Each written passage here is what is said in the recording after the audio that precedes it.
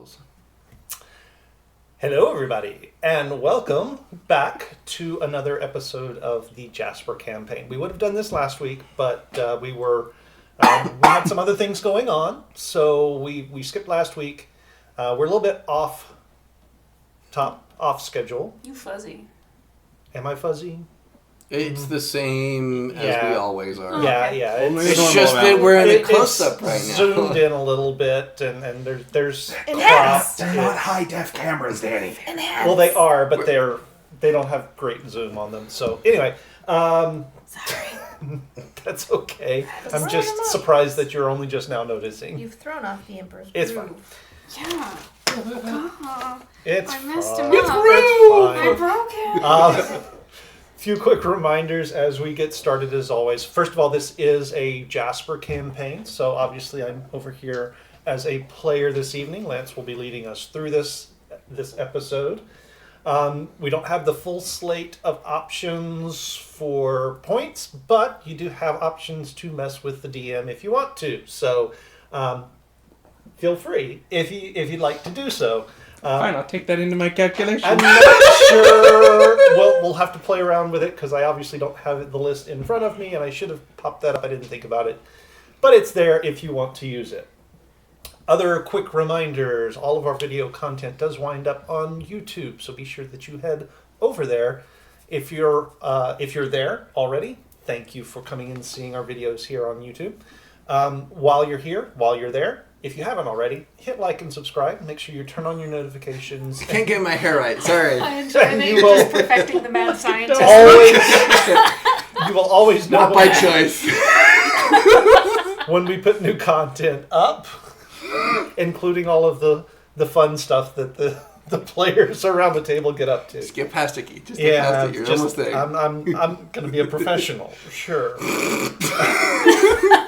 We do also run a Discord server to let you guys know when there are changes to the broadcasting schedule, such as, last week we didn't do one. So Discord will let you guys know when we're broadcasting, what we're broadcasting. YouTube will give you a chance to look at everything that we have done in the past. I'll have to take a look and see what the schedule is going to be for next week. I think we're supposed to be, I don't know, there's a lot of factors, so we'll let you guys know if it's going to be another episode of the Jasper campaign or if we'll be back to the main campaign, but we will let you guys know on the Discord server. I think that is all I have. Do you want us to do a recap? I think a recap would be good for everyone's sake. I have no idea what happened last time we played, so I'm not going to be the one to do a recap. Without notes. This is only going to go well. We all were in a place together. At a time, And we were doing perhaps? I remember that. We were in a place We were doing things. in an in brewery Karth. And a bar in tavern, if you will, and we were in various ways assembled at a cart with a man and a horse, and he was taking trips out. Oxen. They were oxen. And we except Danny. Danny was not there. And I was not an oxen. some of us were bodyguards. Actually, we haven't established that. That's fair. Some of us were we were all put into service, and so then we went and we made camp. Games were had, fun was shared by all, and then we had a battle with something. But now, as I speak, I think I am mixing that up with the Riggs campaign. So, No. am I good? We're good. And then we came across Dragonborn. Kobolds. Kobolds. No, she's right. It was Kobold. Wait, hold on. Now Braden's mixing things up. Okay, hold on. We saw the Dragonborn first, and then there was a fight. Yes, with kobolds and a Pangolin. graboid. Aha! Craboid? A graboid. Craboid. A graboid. Graboid. Are you not from the 80s? Wow! Called out! I am, but it's been a few decades. I wasn't even a thought at that point. Wow. That's what I recall. I believe that. I tell no lies. That's amazing. Wow. Okay. Feel free. I got nothing going here. No, you got it. I would 100% believe everything that you said. And I enjoyed the style with which you said it. Well, now that Steph has given us all the important bits. We met Spear Maiden, Dragonborn. She's gonna do great in this game. A game that heavily requires you to remember things. I totally did not take enough notes. With that being said, who are all of you again? I'm taking notes Was I the now. Dragonborn they met? Or No, Okay. no. So I'm just hanging out. Yeah, no, But we'll get to you. While you're getting to me, I'm gonna go find a notebook because clearly this is gonna become. I mean, you don't have to take notes. Keith is. I would recommend it. If you want to know what's going on, you might need them. Keith is a weird druid guy, Uh-huh. an animist, basically. That's the part you latched on to. I mean, you're not wrong. I'm hitting it out of the park right now. You do it fabulous. It's Don't just let them the tell dog you park otherwise. that we don't speak about. It's the park that I'm in right now. Braden is a hobgoblin. Uh-huh.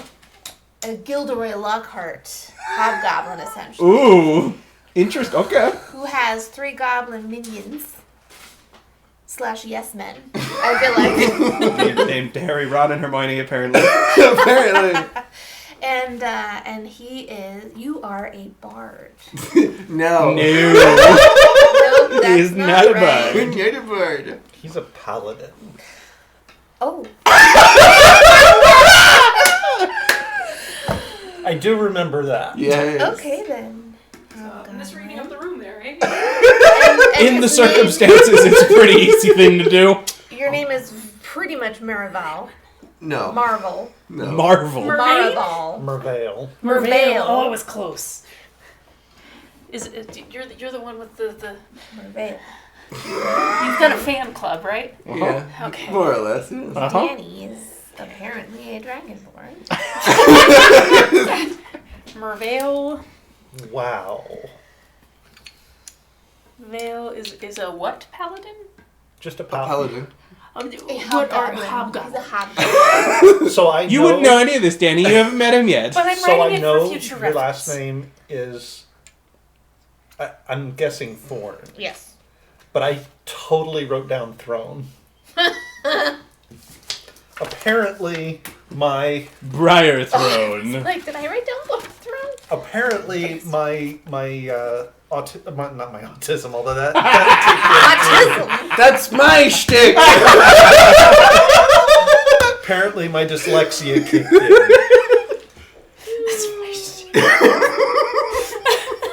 Mervale.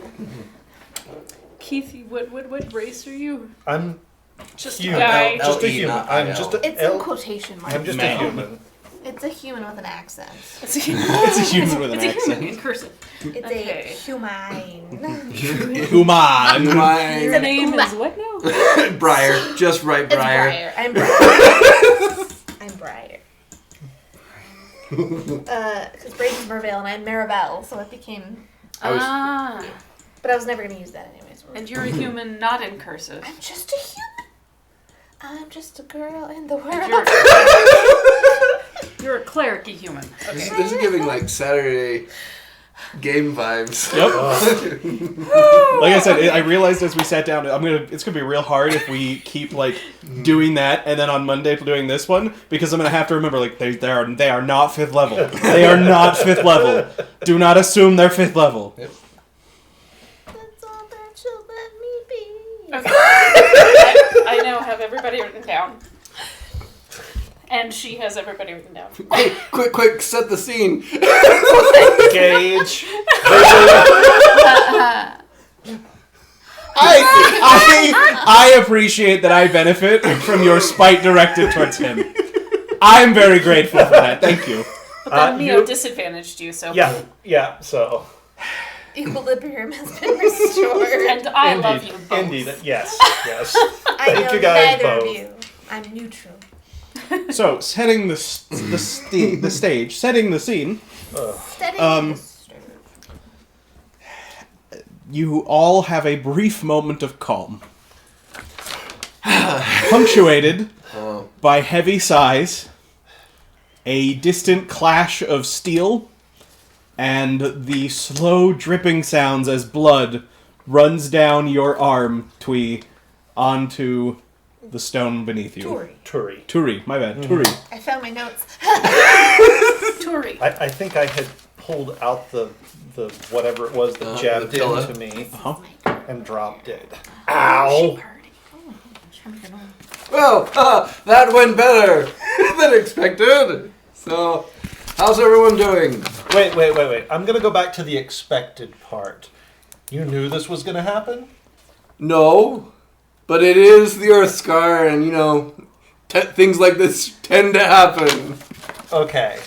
So I'm still fuzzy on the expected part. Well, I mean, it was to be expected we would be attacked on the road. And That's just a natural. And you didn't think we were going to do well? No. It just went better than a lot I've seen in the past. As Brayden remembers. Where's an inspiration? That was very. It did go much better than it usually does. Give me a couple of those in this, please. Ah, yes. That's what I more or less meant, good sir. Mervale remembers in another life. I was just very concerned that you knew something was going to happen before we did. Oh, no. And Yes. might have I understand. been leading us into a trap. I wouldn't. I don't know how I would feel about that. Of course. This happens often? Yes. Why is there not an armed guard or the high... I think that's why the caravan hired me and how most of you. Where did Orid go? Well, Nate's character. I know. The forest takes another soul, I suppose. well. I like they're just like, meh. No, that does happen. The forest just tends to lure people in occasionally. Hey, that is an ugly rumor. No, I've seen it. There was a halfling guy that just wandered into the woods and came out different. I guess I'll be like, Orin? Like, look for a body, footsteps.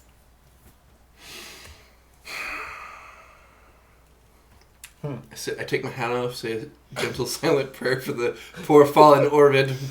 Put my hat back on and then... Roll me a perception and investigation or a survival check. I've forgotten how to do this. What roll dice?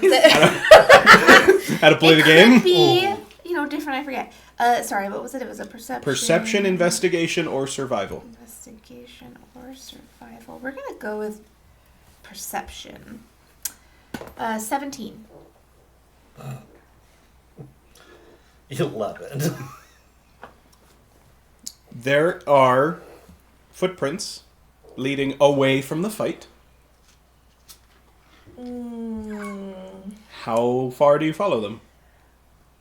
Just enough to identify that it wasn't just I'm repositioning or I'm like it's like a continuous direction. No, they lead generally to the southwest. Okay, I'll go. As you follow them, they slowly turn into like one foot is dragging, and then they abruptly stop. I return. Look. I don't have a hat. but I'll be like, may the forest receive him, I suppose. It will. It will. Do you have something against nature, my friend? Oh, no, I have I have only great and only tremendous respect of the nature here in the Earth Scar. It is to be respected and left alone. Utmost respect and fear. Spoken as someone who is not in tune with the natural spirits. Clearly, I must speak to you on how to better commune with I don't know if I need to commune, I just need to stay on this road where the nature is not and respect it from a distance. Right. I will say a little prayer to my goddess. of whom Briar, what did you find? A path that led to nothing. It is as if he sprouted wings and flew off, which could very well have indeed happened. The answer, my friend, is blowing in the wind. Boo. Boo. Nope. That was glorious. Are the other fights calming down from further Yes. and backwards? Okay. Where's my Ashala? I'm going to say just a quick little. Actually, no, to the death god. I don't know. I didn't study the name, but so I'm not exactly. To the death god. The god Indeed. that represents death or Sure. transition. I didn't read. I about know. Ashala. That's the only one I care about. It's the only one anyone in this campaign ever cares about. That's true. Every time, Ashella is always picked. It's the only one that fit me. Oh, that's fair. Well, seeing that everything's all right, I'm gonna investigate all of the kobolds and see what if there is any like information. Make or me an anything in there. investigation roll.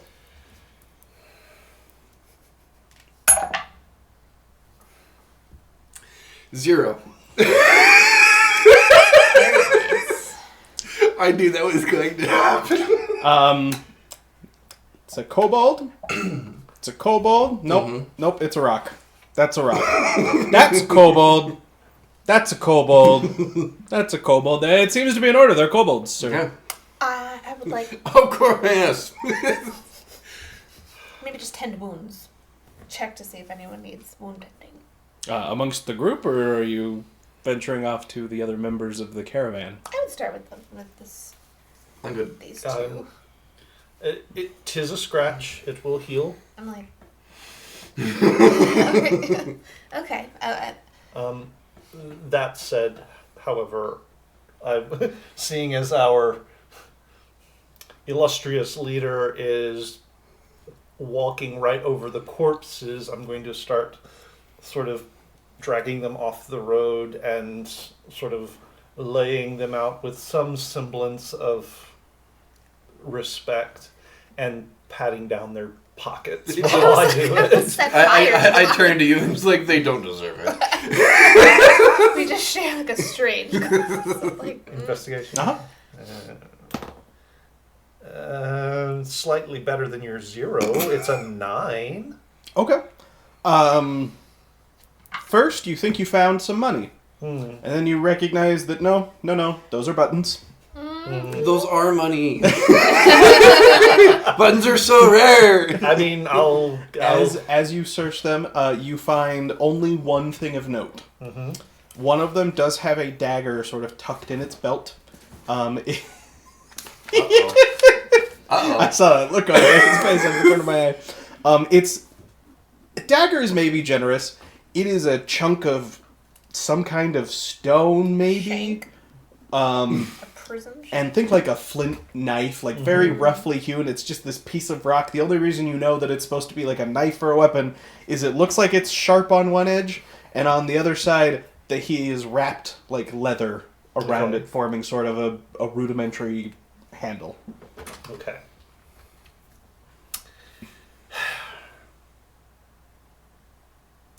would I have heard any sort of stories about odd items here in the Earth Scar? Oh, tons. Okay. Anyone who told a story about something that was weird and had to have an explanation from where it came from, they said it came out of the Earth Scar. Okay. So the poor little kobold who has the dagger, I'm going to rip a strip out of his tunic and wrap it around the dagger before I pick it up. Okay. And I will stick that in my bag.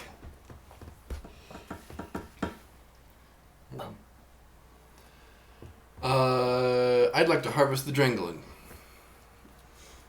Okay. Make me a survival roll. Yes, of course. 18. Not bad. How much time are you willing to take harvesting this carcass?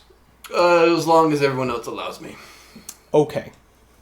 So, for now, we will say you are working on The head's harvesting. already ready to go trophy-wise, so... I forget which one of us actually killed the thing. That would be me. I did. I did this. Yeah, well, I stuck it in the ground for you, so... Oh, of course, I'm grateful for it. It didn't move. I don't... There were kobolds under there, weren't there? I think "were" is the correct term to use. Yeah. At this point, Owen comes walking up.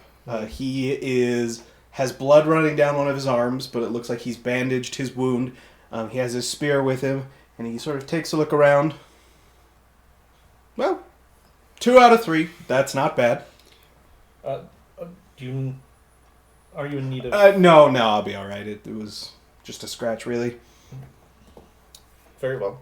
Well, did you already dispose of the body? Which Body? Yeah, Orthid? Orid? Orid. The forest took him.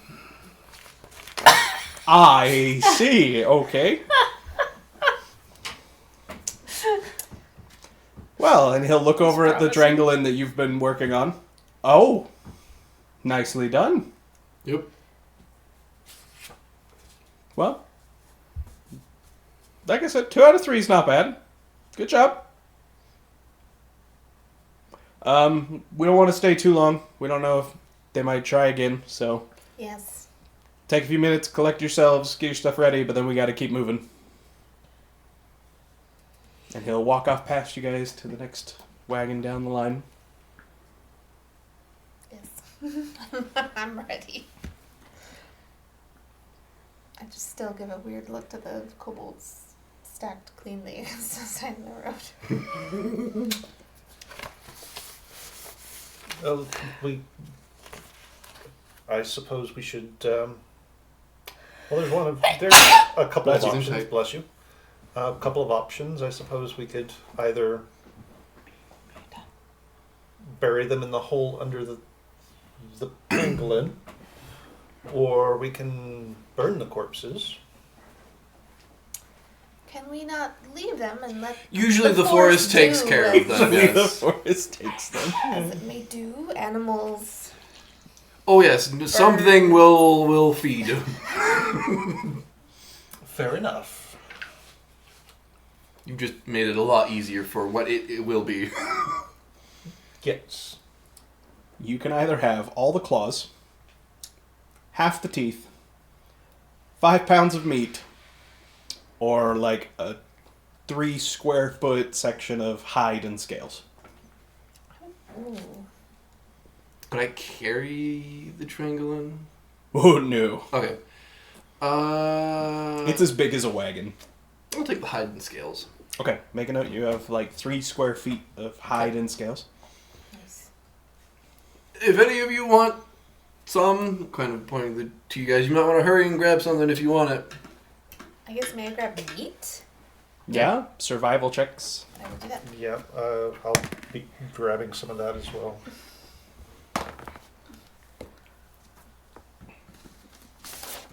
That's going to be a 22 for me. Okay. 5 pounds of meat. 18 for me. 5 pounds of meat.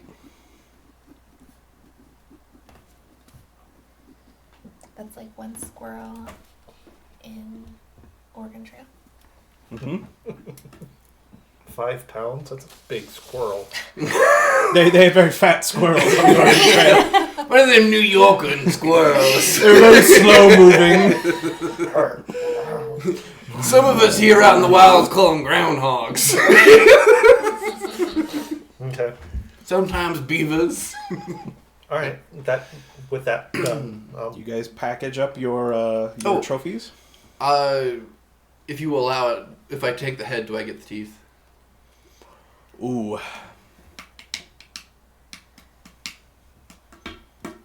You would have to persuade the caravan to give you another 5 minutes to take the head. Oh, well, I chopped the head off. That's how I killed it, remember? Oh, you did. That is how you killed it. Yeah, no, you can have that with the... And then, yeah, you get the teeth. Okay.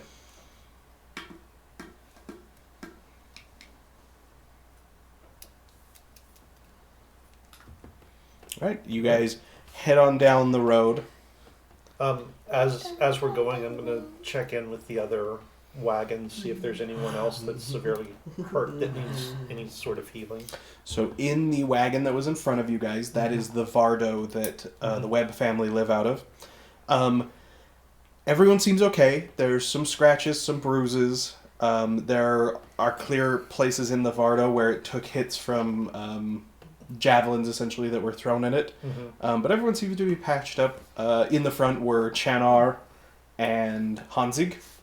So they were able to defend the wagon pretty well. Okay. In the rear, they're a little worse for wear. Okay. Antonin Havel, the old man who drives the wagon, is walking with a more pronounced limp than before. Eogin, who is a young half-elf, he's just a kid, still sort of baby-faced, is just sitting in the wagon like 50-yard stare. So I'll start with Havel. You okay? Are you in need of any? Oh, if you wouldn't mind. And he pulls back his, and you can see there's a gash that runs the length of his leg. Okay. So I will reach out and sort of grab his shoulder, and I will cast Cure Wounds on him.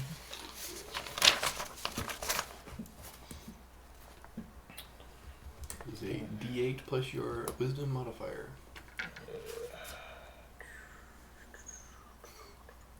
You even have a D8? I do, yeah. I just had to find it. I had to remember what D8s look like. Is that a 1 plus your wisdom? That is a 1 plus my wisdom, which is still pretty high. So 6 isn't bad. yeah. So he'll take 6 points of healing. Okay. As you heal him, you get whiffs of something. Maybe sulfur? Maybe something more potent? And then it hits you like a wave as a small gnome walks past you. I think I understand where the worst from where came from. I cast explosion! Boom! For your sake, there is a very eclectic gnome. Eogin, as you even start to Eogin, who is again just you want to know. We have an exploding gnome. No. That's great. Okay. You don't want to know. Are you okay? Nope. But it's time to move. Oh, okay. Fair enough. Anyone else hurt back here? Not that I can do a whole lot else at this point. Nobody else. Nobody else. Okay. All right. Well, the two guards defended the front. Somebody had to pick up the slack in the back. All right. So I will head back to our position in the middle. All right. Wagons begin moving. The terrain, you can see off to your, actually for you guys it'd be this way. So you're traveling towards me. Off to the north you see foothills and a little piece of the Earthspire Mountain sort of juts further down. and the road is much the same as it's been. It is rugged terrain, kind of scrubland, rolling hills, and you continue on. About 2 or 3 hours later, you come to a small river, but there is a crossing that you use to ford across the river pretty easily. It's pretty shallow here. Okay. You cross the river and keep moving.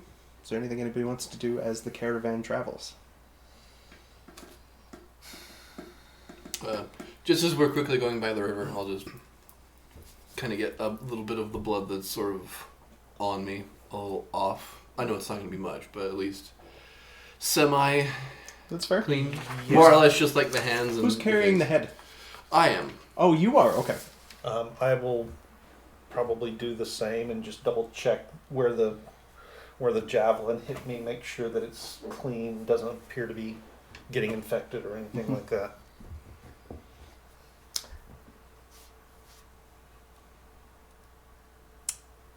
No, I'm. Okay, that looked like there might have been a thought there. I was thinking, but I'm not gonna. You guys keep on going until nightfall, and again, there is really no sign of civilization at all, and you guys pull off onto the side of the road to camp again. In the evening, as you guys undertake your camp activities, each of you will has the chance to sort of reflect on the battle, and honestly, you can feel pretty good about your performances. You guys did really well. Those of you who participated in the battle, you gain a minor bonus when fighting kobolds. Okay. So any roll that would involve fighting kobolds, you get a +2 to the roll.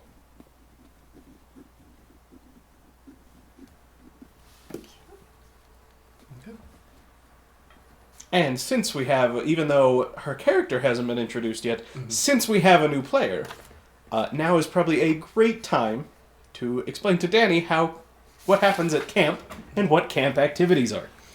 So, as you guys begin to set up camp,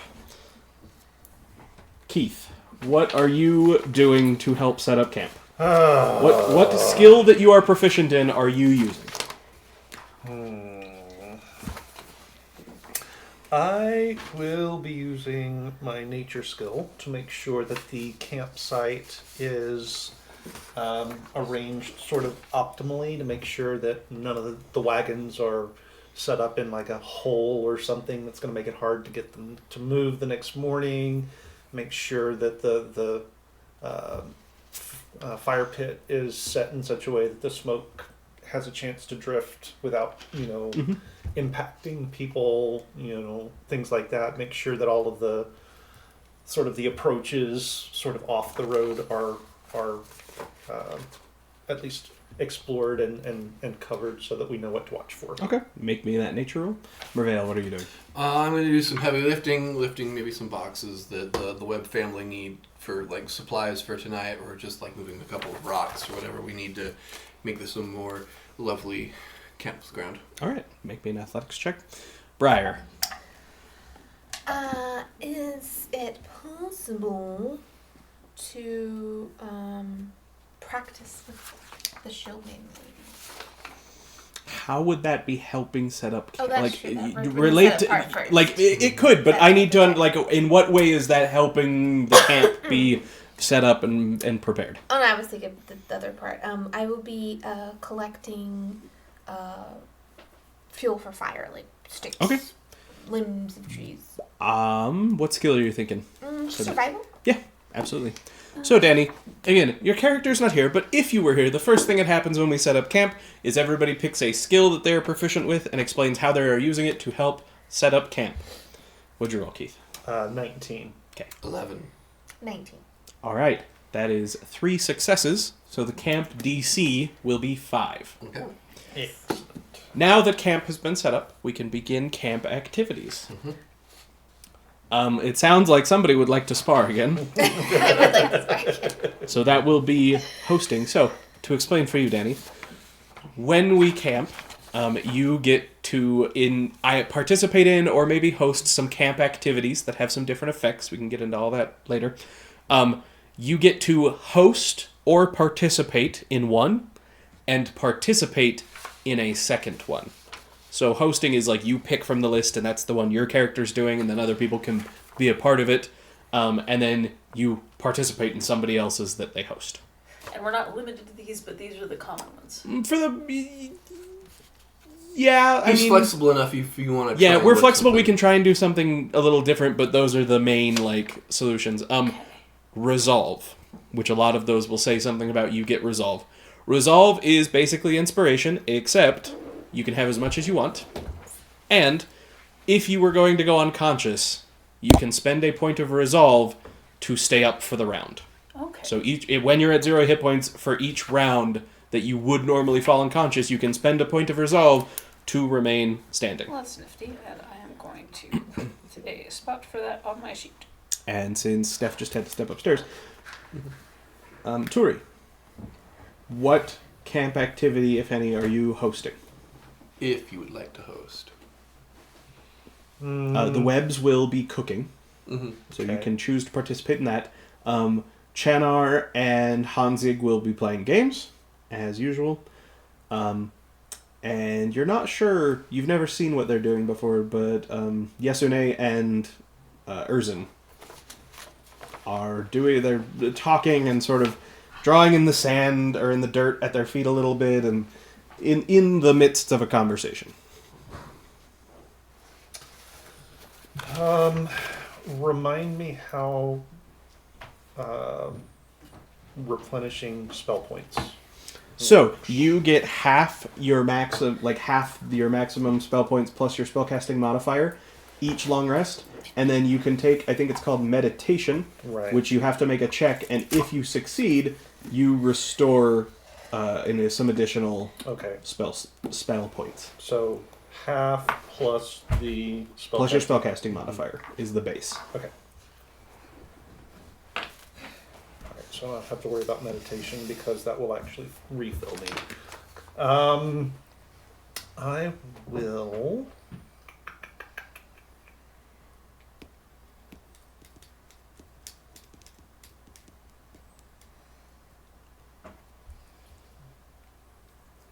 I don't need resolve because I have 4 of them still.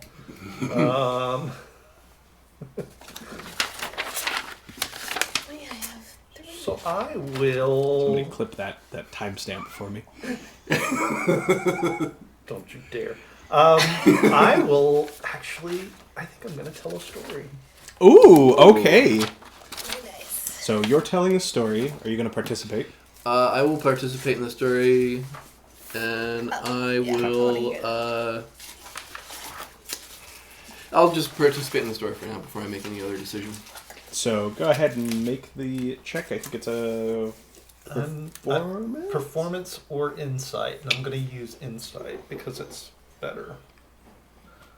You gotta beat a 5. With my +5, that's a 10. Rolled a 5 on the die. Nice. So you tell a story. Tell it. What story do you regale? So camp? I am from my very first class with the professor, who I still don't have a name for. That's fine. One of the earliest recorded creation myths. Ooh. Interesting. So you regale everyone with the stories of how there were spirits of matter, but it was unorganized, chaotic influx. And through the might of one of these spirits, he was able to coerce, cajole, persuade, deceive all the other spirits into forming together, coalescing together to create the world as you know it. And once the sort of laws were laid down, everything was able to solidify around it. There was finally you had the ability to say that something was here and something was there because you finally had solid, immovable frames of reference. Okay. And everybody who participated, you get a point of resolve because he told a very good story. Yep. Good.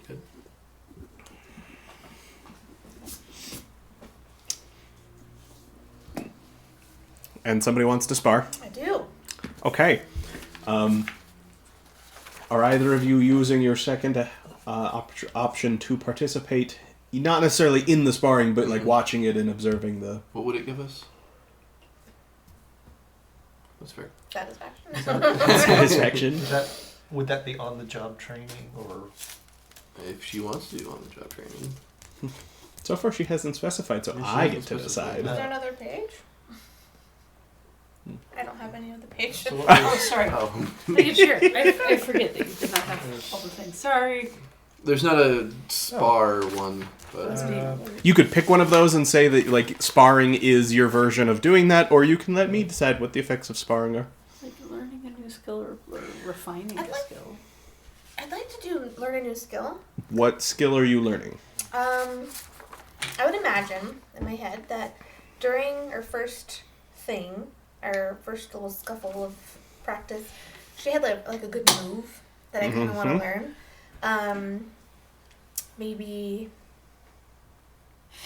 Maybe like a technique to how she pushed off or something to do her speed. So that's why I'm trying to pick up a move from her. are Asking you her. proficient in acrobatics? No. That could be. Yeah, I an would say acrobatics proficiency in skill to learn. acrobatics Oh, would probably work really well for that. Sure. In that case, you gain 10 XP out of 300 towards proficiency in acrobatics. So just keep track. Acrobatics proficiency, you're at 10 of 300.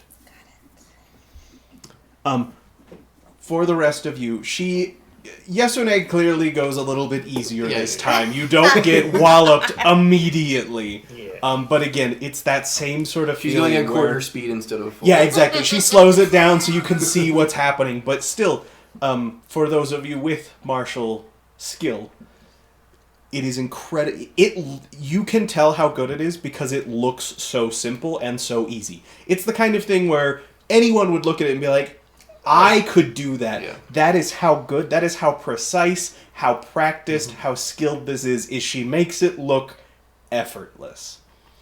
But she does still dance circles around you the whole time. You never get a hit in. That's fine. I expected that. Then I'm going to host a revelry. So, just in celebration of... So, Keith, you cannot. Tori cannot participate. He has to retire to bed. But Briar would have the option if she wanted to. But I listened to the Oh, story you did too. listen to the story Yeah, too, so yeah. I'm out So too. you will revel with your goblins Yep. by... You're- Well, yeah, and I will regale them even though they saw it, regale You them regale the them. tale of So I only get the one? how I defeated the did you Vendors. participate in the... No. Okay, then you can participate in revelry. Yeah. If you wish. If you wish. Sure. I will participate in the revelry. We've got just like a simple bottle of something. Whatever, yeah. Whatever we have acquired, so make a con save. Okay. Who's not gonna screw me over? It's only a DC 5, so 13. I won't worry too much. Okay. So- So with that, So, you revel, Mhm. and tomorrow, the next, for a number of times equal to your proficiency modifier, So that twice. many instances of damage, the next ones that you would take, you only take half damage from them. Okay. None of you chose to participate in it, but because Braden and I did realize on Saturday I had left one off the list. you did. There is another option. We'll get it added to the list at some point, but it is called reflection. So when you choose to reflect, you sort of go over the day's events, you talk it out, you kind of try and learn something from it. Every person who participates or hosts rolls a d20. The host gets to pick from among all those d20s one of the results, and then at any point for the next day until the next long rest, instead of making a roll, they can choose to use that roll in its place. Now, the sort of caveat here is you don't get to be like, I'm going to roll, oh no, I failed, actually, can that be this? You have to decide before you know the outcome, I'm just going to use the number. So participating in it doesn't give you any benefit, but it gives the host more options to choose from, more likely they get a good choice out of that. Gotcha. Okay. All right. And with that, you all retire to bed. But as you're sort of winding down, and you're sitting around the campfire, the discussion turns to... Hang on, let me pull up my...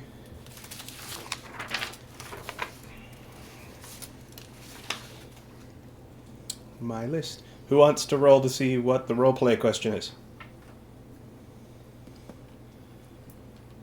D100.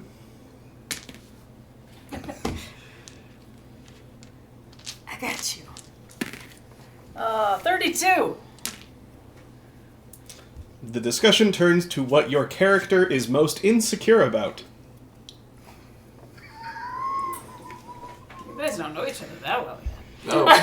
Which NPC is participating? And I can start off by sharing what they would be insecure about. Oh, Archibald. Archibald Cooper. You have found yourselves talking with Archibald Cooper, who's now... No. He joined. He comes over. And then starts saying this. You know, sometimes I'm worried that other people might think that I'm crazy. I know I'm not, but I'm worried that sometimes I just can't help but they feel this way. Every time he gestures, there are wafts of chlorine. And it's so hard. Sometimes I just feel like I could make the world such a better place if I was able to convince people that I was not a crackpot. That's what I've been thinking about lately, and Archibald gets up and walks off.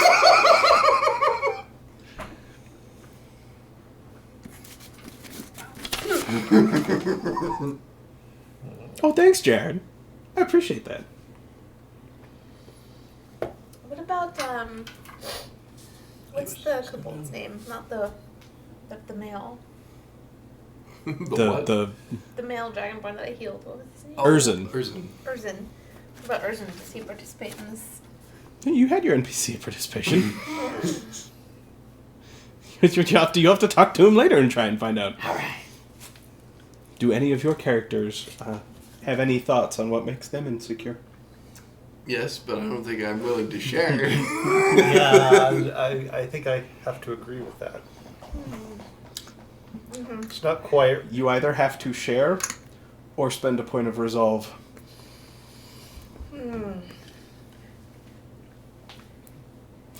Spending the point of resolve. There are reasons for this. Which will come up later, but right now I can't. She wouldn't trust anyone. I'll spend my resolve. Not yet. Yeah, we've only known each other for like Hours. 3 at this days. point. Only 3 days. Yeah, 3 days. It's 3 like or 4 or 5 at this point, because it was a couple days into the Earth Scar, and then... And again. Or your storytelling saved us. Really. Yeah. Okay. Alright, and you guys retire for the evening. Are any of you staying up to keep watch? I will. Okay. I believe it is Hansig's turn to keep watch.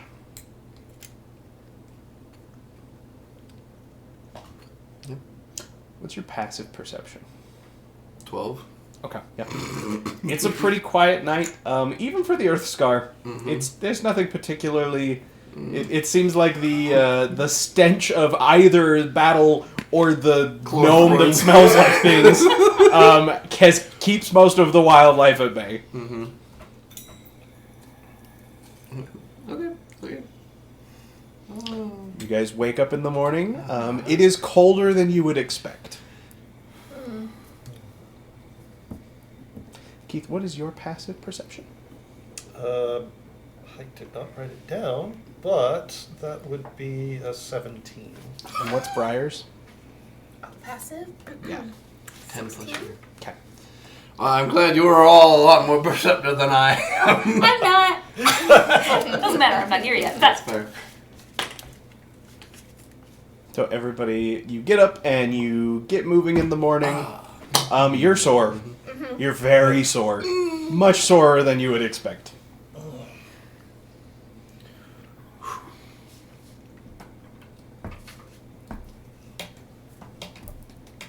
A brisk morning today. How's everyone else feeling? It's sure not a feather bed that I'm sleeping on. Nope, you're not gonna find one for like hundreds of miles. Fantastic. I'm a little bit on edge because we had a fight yesterday. And so now I'm like a little bit more like, you know. Oh right, this isn't a leisurely stroll. This is Everything's out to get me. Yeah. like, oh. So, as you are maybe being more alert, more perceptive to your environment, it's really weird because at that surface level, when you're not paying attention, it is really easy to just sort of, everything seems normal. To the north you have mountains, you can see off in the distance, there are some foothills nearby. To the south you can see like the beginning of a tree line, some hills behind that. But now that you're paying attention to it, things are just a little off. Like the sounds of birds.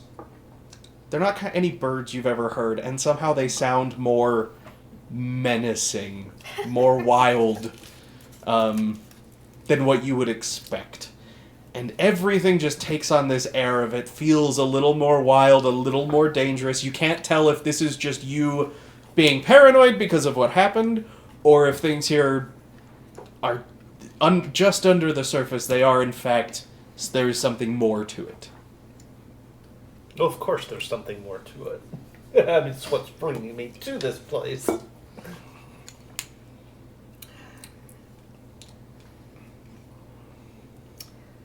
I'm second guessing my decision for Find Adventure. good. We got 3 more days. Yep, 3 more days to go.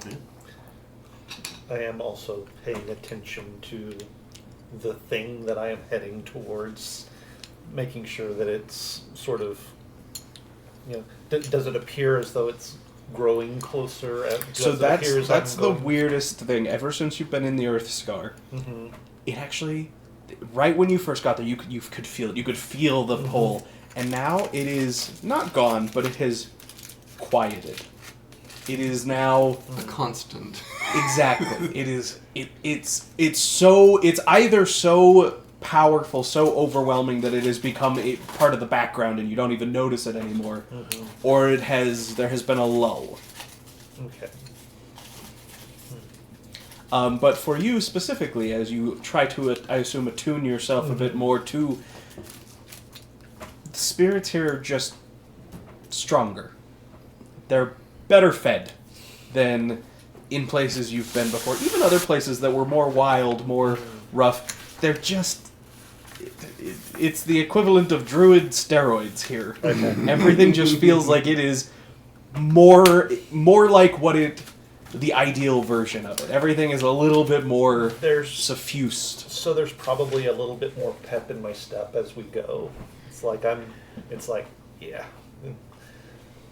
Anyone who pays attention, there's a very palpable sense of, yep, I'm where I belong. Oh my gosh, reminds me of that guy from Lost. The guy who's in the wheelchair.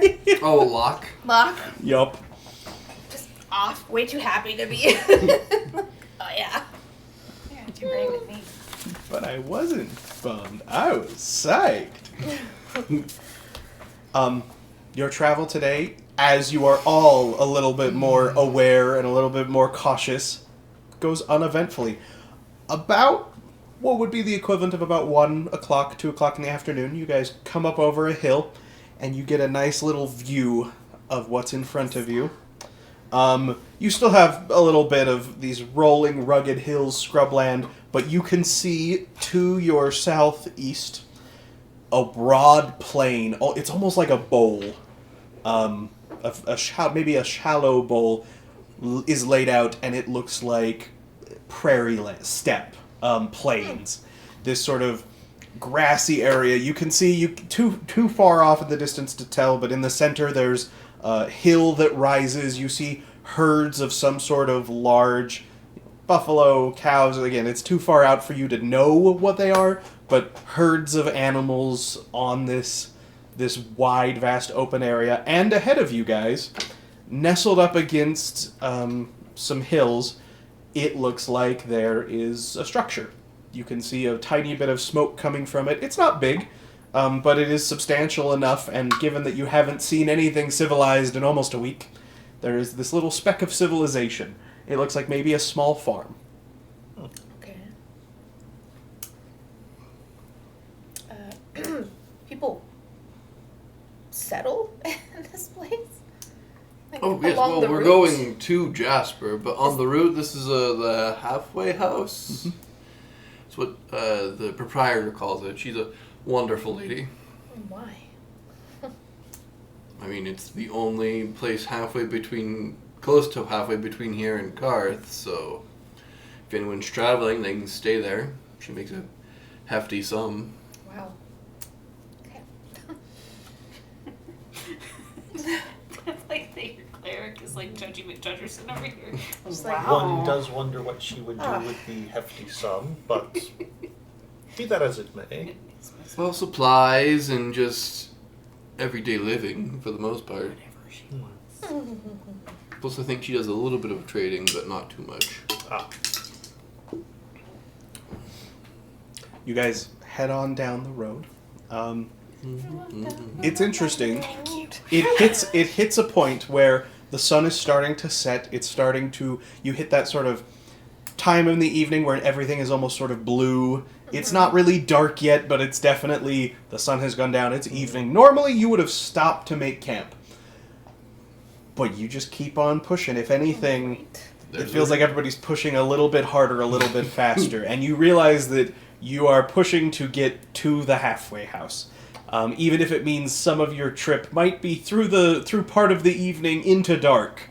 There's no stopping. We're just going to go. And at this point, you guys have hit that sort of prairie land where it starts to even out. The soil is softer. There's more grass growing all around. And for you, Keith, there is a palpable sense of danger the minute you stepped out onto it. It's that feeling where you're exposed. There's nowhere to hide. Everything you're doing can be seen. Well, I feel much better now. why? Well, now there's not trees hiding villains. And Yes, but the trees aren't hiding us either. giant eagles. What could possibly? Please don't speak those sorts of ideas into being. Don't say that so close to God. And I'm going to climb up on whatever the tallest of the wagons is and just be scanning around us. You see nothing. You don't even see any of the herds at this point now that you're down in the... You don't... Empty, open ground. That doesn't make me feel good. The only things you can see are to the north, far in the north, just a distant outline of the peaks of the Earthspire Mountains. Well, I'm going to be up there keeping watch. Actively keeping watch. Sure enough, it is dark before you make it to the halfway house. They start lighting some lanterns on each of the wagons.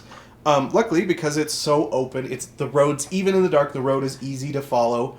But you see that Owen and Chanar and Hanzig are being, their weapons are kept at the ready. And you can tell they are wary at this point. Until you see a soft glow up in the distance as you arrive at the halfway house. It's sort of like an inn. Like you would find if you were traveling and, just off a roadside inn, except a little different.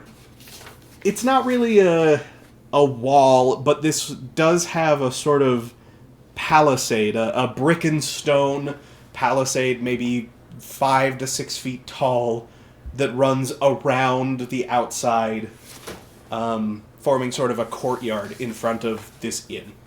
And it's a little hard to see in the dark, but there are other buildings and other things, a farm, barns, that sort of thing.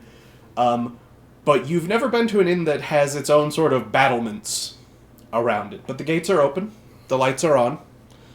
As you guys head through the gate, you see that along the outside of this little perimeter palisade, there is sort of a little rampart to stand on where you would just be able to see over it. And as you come in, a man gets up off a chair and walks over and closes the gates behind you. And again, you just notice it's like, these aren't like little gates like, oh, this shows that like it's our little section. These are like heavy duty gates designed to withstand something trying to get in. And they close it and bar it for the night. The man goes and sits back down on his chair. And the caravan seems to pay him no mind. You guys wheel your wagons over to a little stable that seems prepared and ready for you.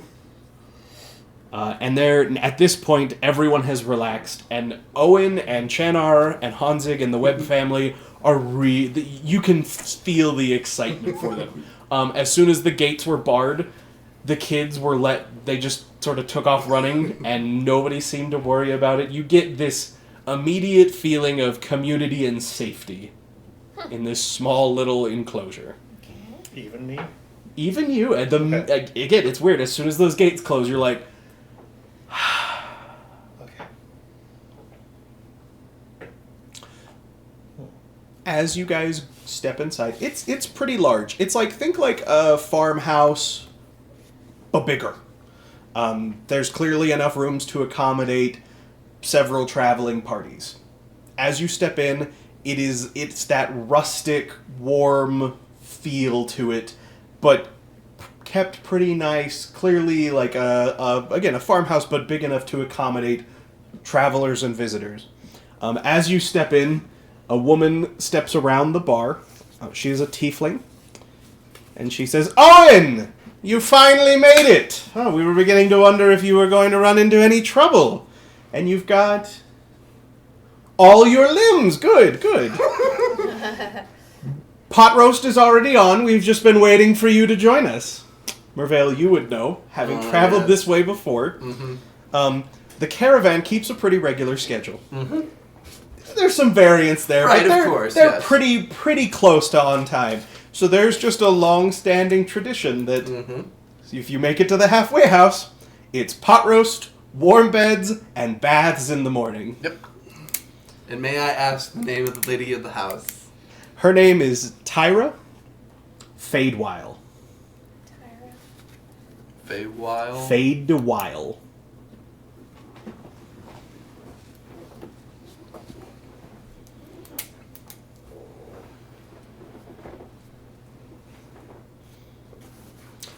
There is almost nobody else here in the halfway house except for one person.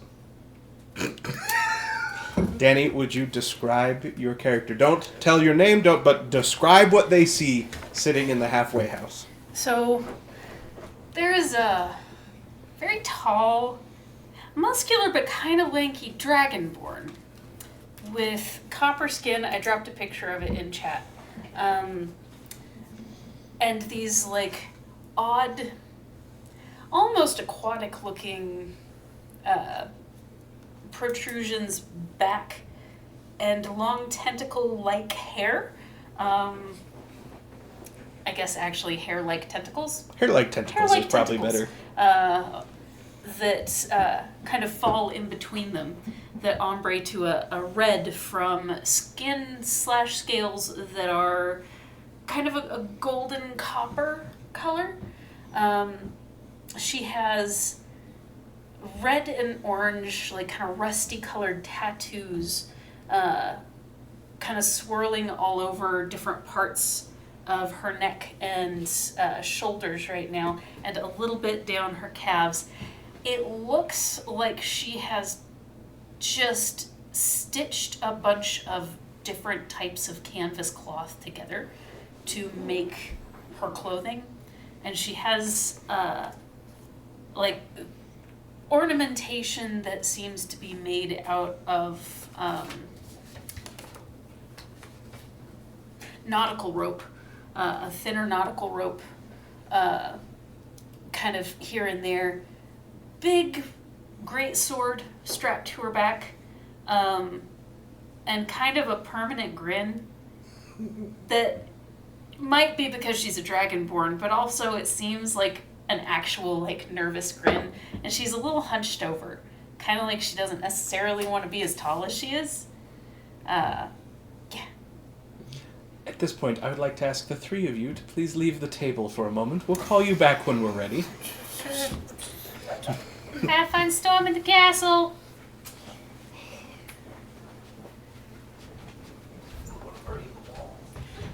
I have to remember the backstory I gave you now. Danny, what is your character's name? Because I don't remember. Mithlaka Geritali. That's why I don't remember. Yeah, Lucky. Right.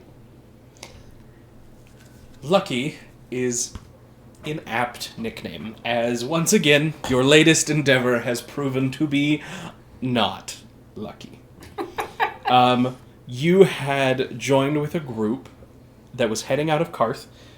There was a sort of a land surveyor who had hired you to go. He had records of an old mine that were in the foothills of the Earthspire Mountains, which form the northern border of the Earthscar.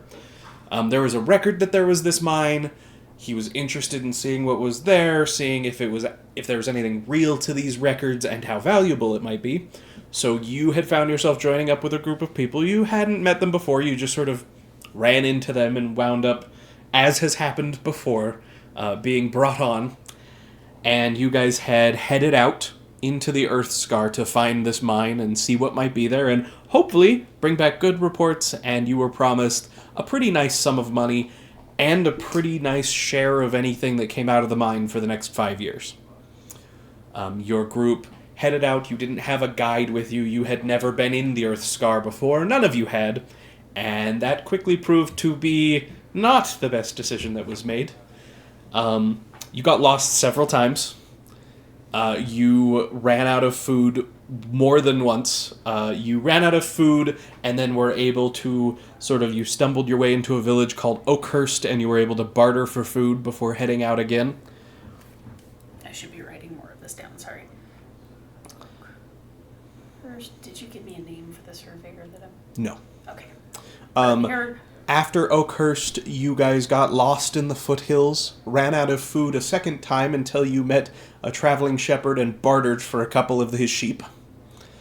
You did finally find this mine, only to discover that it was less a mine, more of a cave, and that it was home, sort of a lair of kobolds. Oh. And none of you had ever encountered kobolds before, but everyone else in the party, there were 4 other members. We can discuss details about them later, but they all seemed pretty competent. They were confident in their abilities. They seemed to know what they were doing, and they decided to try and infiltrate the cave and see what was there, and things went pretty good until they woke up something called a Drangolin. Drangolin? Yeah, let me get you a picture. It's like pangolin, but dragon at the front.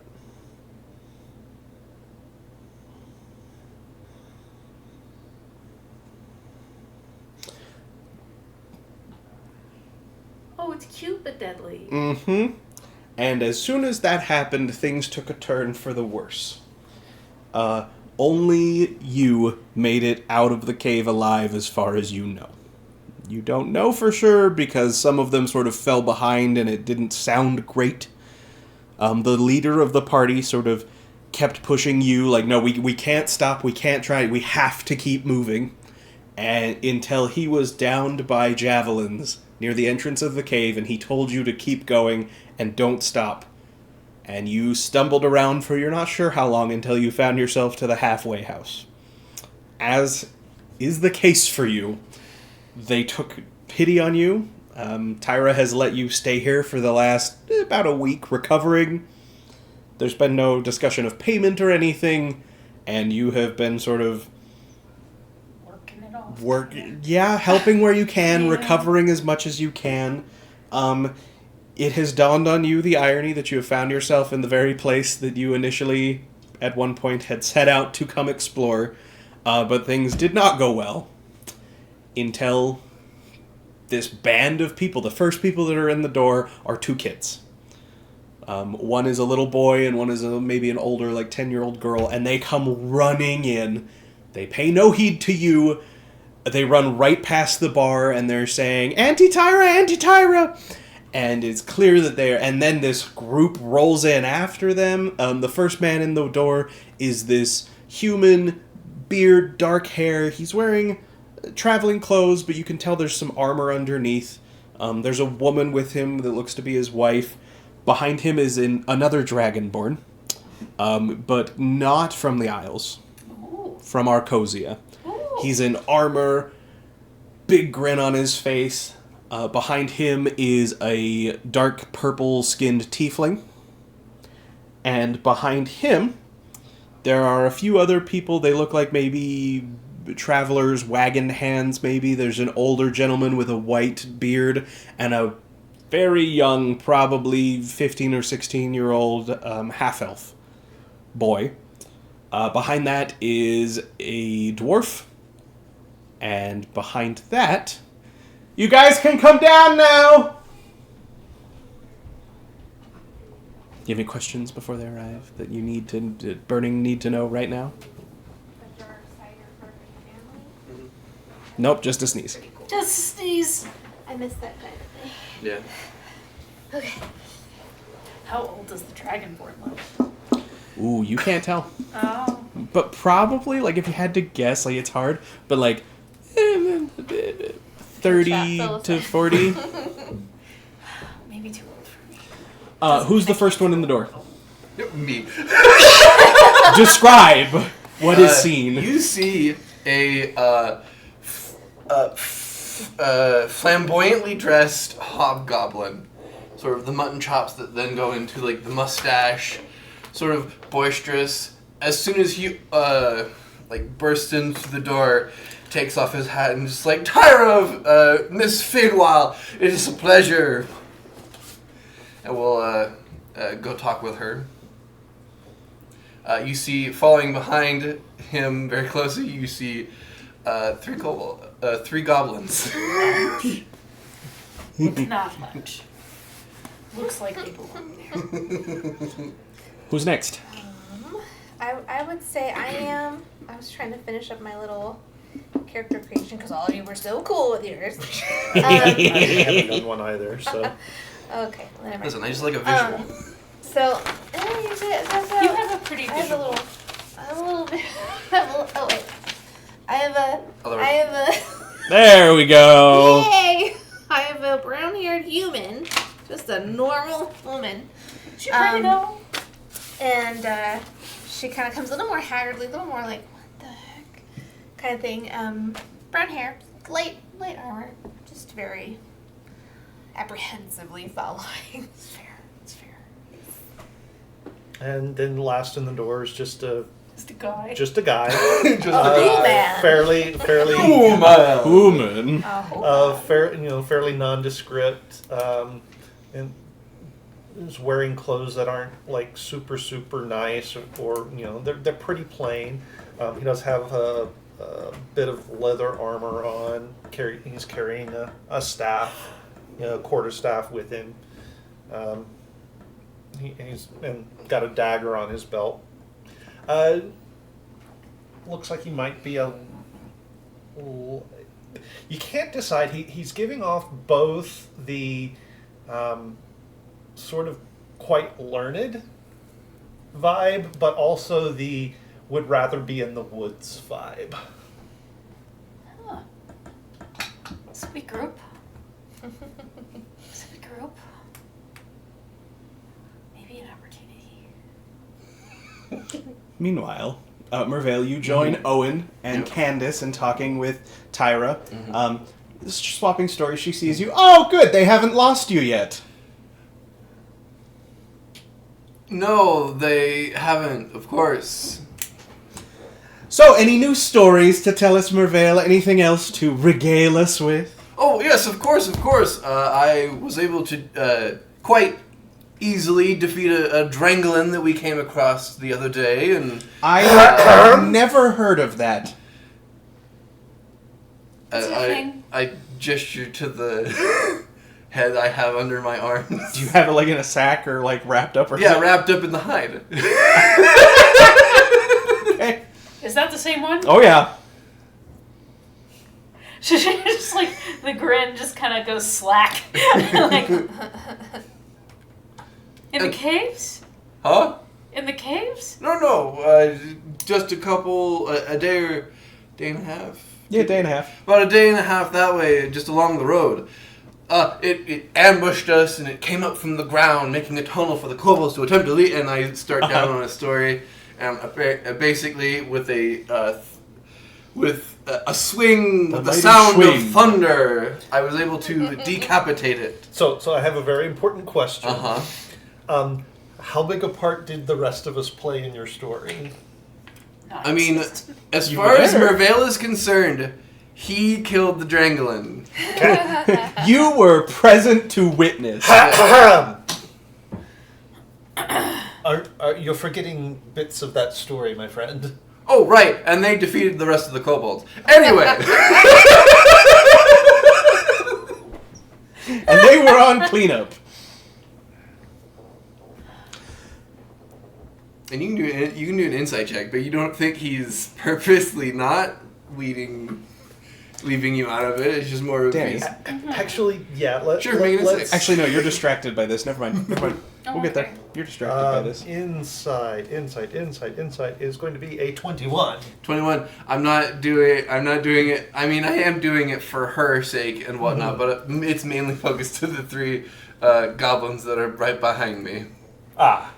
Well, given that, how are the goblins reacting? They are glued. You would think they hadn't been there to see this happen.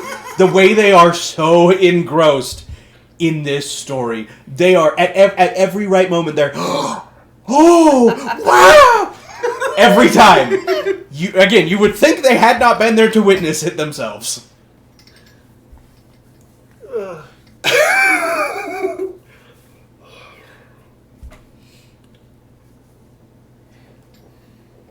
She starts like, she pulls out this ball of like yarn-ish stuff and starts to like weave strange knots and whatnot, kind of quiet about her own business.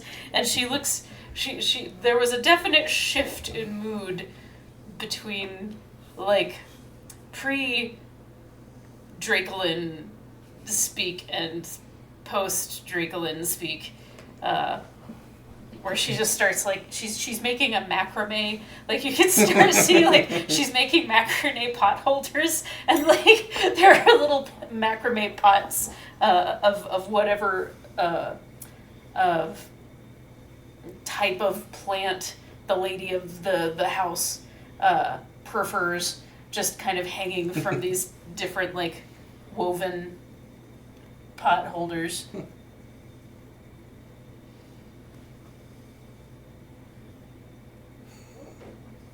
You know, if you didn't have anything to show me, I don't think I'd believe you. I'm not a liar. No. Just the next best thing. Well, What's the next best thing to a liar? him. That 21. Him? You see, Him. A fool. it's very subtle. You see a gentle like swipe of fear in his eyes when she says that, but then it immediately goes away and he continues with his. But I have pot roast ready. Wonderful. So, everyone gather round, pull up a seat. You too, honey. Willis, we have company! As you are all sitting around the table, this is not news for any of you, although this is, I think, the first time we're getting it posted. But for you, Danny, there are two other Dragonborn that you didn't even notice enter. You were a little too preoccupied. Give me a sec to put the... The macrame.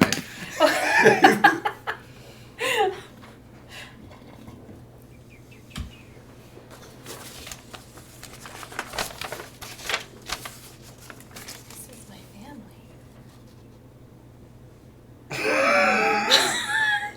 This is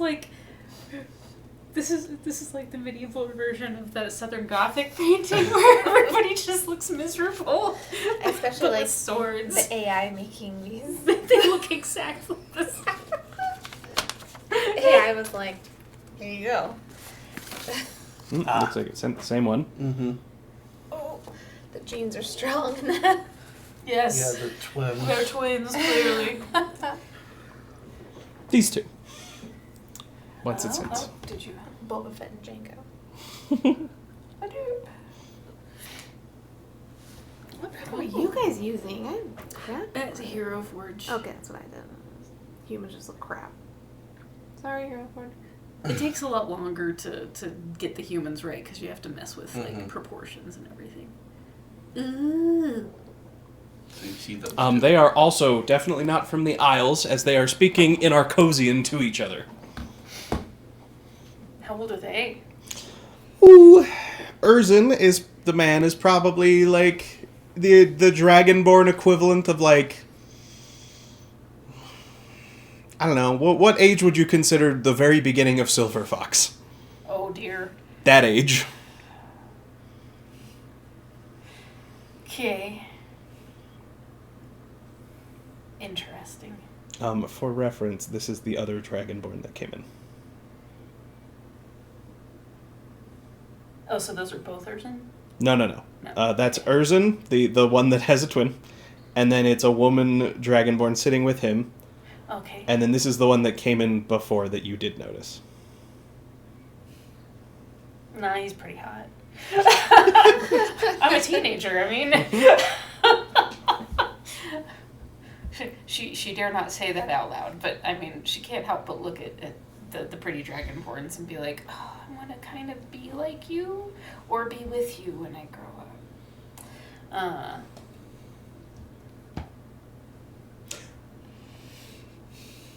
Turi. Everyone is gathering around the tables. You're having to like bring to. It's very like ramshackle. So like you have to like bring an extra table over and like line it up. Yeah. Everybody's stealing chairs that don't match from like all the other ones. And something stands out to you. You're missing someone. Oh. I mean, besides Orid. Or There's no gnome at this table. Oh no. You lost the gnome? You lost the exploded gnome? Trying to. I don't think I've got it. I did not write his name down. But I would have. Stan. But I mean, because I spent the first night, working with him, I think I would remember his Character's name. not even met him, and I'm upset that you've lost him. Where's the gnome? which one? The smelly one. Smelly. Which Archibald? one? Yes, I'm Archibald. not sure what he meant. The rest of the group doesn't seem to take note of you. They're too busy just talking and gathering for dinner. Can I catch any weird smells hearing him say that? Ooh, roll me a perception check. Oh, that's pretty good. And then perception is a +2, so 19. No, but you do hear a weird sound from the kitchen. You hear this weird little... No. Oh. I don't. Yeah. Nope. I can't hear that. I don't announce that I'm doing this, since I don't actually know these people yet, but I slide my chair back, and like, as discreetly as how tall am I? I mean, most Dragonborn are going to be taller than 6 feet. Yeah, I'm thinking I was like 6'7" or something. Yep. So as discreetly as As a 6'7" Dragonborn can, like tiptoes over to the kitchen and opens. Just So you see in the kitchen, this guy. I have sent another one for you. oh dear. With a bottle of a purple viscous liquid. He has uncorked it, and he is standing over the pot with the roast in it, and he is about to begin pouring this liquid over the roast. Wait now. Roll me intimidation, please. Intimidation. That was an 8.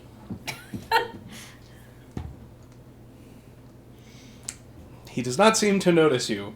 Did you have advantage? Oh, I have advantage. I rolled exactly the same thing. It doesn't matter. I would like to go over and pick the gnome up Okay. and move him away from the pot roast. Make me a dexterity saving throw, please. Dex? Okay. Has anyone else followed the dragon? I haven't Island? seen it. I would have. Oh, that's real I would have bad. been paying attention, and once she disappeared into the kitchen, I'm gonna go that Okay. direction. Oh, you know what? I'm I've gonna only burn watched. that. Oh, that's not a lot better. That's gonna be a 7. Okay. So, as you head towards him, but you are not fast enough as he upends the contents of this. It's this almost like it's thick enough. It's almost like a pudding. Purple liquid into the pot. Turi, as you step in just in time to see this dragonborn that was here before pick Archibald up by the back of his shirt, and you see an empty bottle in his hands. Oh, that's not good. What did you do? What was that? Archie, what was that? That was essence of Evergloom! What is it supposed to do, or do we... I don't know, that's what we're here to find out! Yeah, no. Ruined a perfectly good pot roast. Okay. Found your gnome. Thank you. Archie, I'm very disappointed. I'm not. Get out of here. And I'm going to sort of toss him towards the door. Ah! Why did you let him go? Because we've got a bigger problem. We have to fix that. In the seat that Turi was in, a gnome jumps up, takes his fork and his knife, puts a little napkin in like he's waiting, and for the two of you who are still at the table, for my two in the kitchen. It's not going to be a pot roast, but I can maybe cook something else. I can help. I'm not a very good cook, but I can try. Looking at the pot roast, Mm-hmm. there's nothing wrong with it. Essence of ever. Evergloom. he That said. doesn't sound like a good idea. No, it doesn't. Can we ask Miss Tyro if she knows what that does?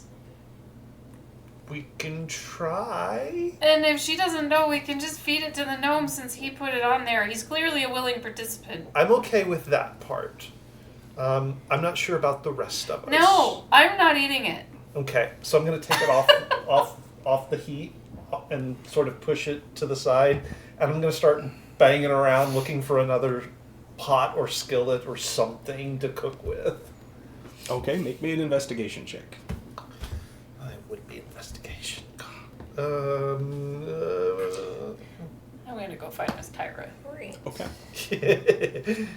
I like to think I'm just at the table and you're like, 4. I'm like, Okay, we'll get back to that.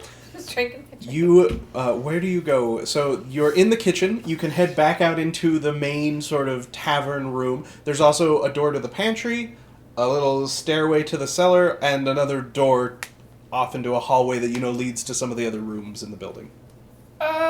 I mean, she's probably not in the pantry or cellar.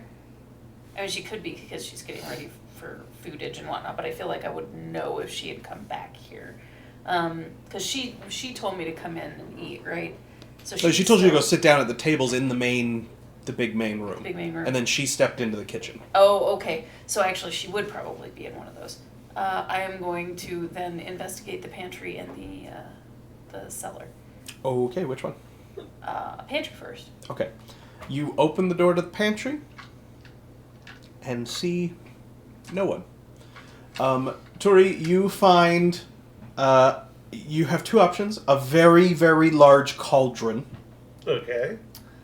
or a very small saucepan. The cauldron. Okay, what are you doing with the cauldron? So first of all, I'm going to find a fire that it fits over and set it over there. Okay. And then I'm going to start looking for, butter. Need butter. Lots of butter. Okay, make me an investigation check again. So no Miss Tyra in the pantry. I'll open the door. I don't want to like scare her to the cellar. Like, Miss Tyra. Oh, what is it, dear? Well, little situation up here. What kind of situation? Do you know what Essence of Elder Gloom does? Everglow. Elderberry? No. Why would we? Not, What are you talking about, dear? Not elderberry. It's Evergloom. Evergloom. Evergloom. I don't know what that is. Well, somebody might have poisoned your pot roast. They what? That is loud enough for all of you to even over the din of that room. Not loudly, but from the kitchen. They what? Yeah. You hear the clinking of bottles as she comes over to the stairs. Now, Tyra is a fairly Well put. no, but she's a very rounded tiefling. She is very familiar with food in all its various uses, and she comes with arms full. Under one arm is a small keg. She is holding 2 bottles of wine, and it looks like a carafe of something else in the other hand as she comes up the stairs with them. There's what in my what? So they lost a note. Ooh! She goes to the door and points at the little guy in the chair. That one.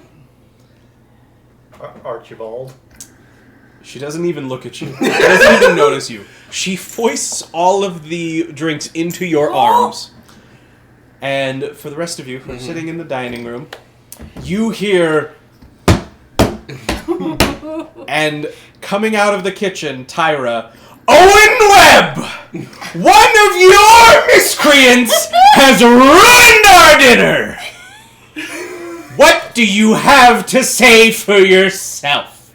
Goodness. I look over. What happened? Tyra is fuming. Mm-hmm.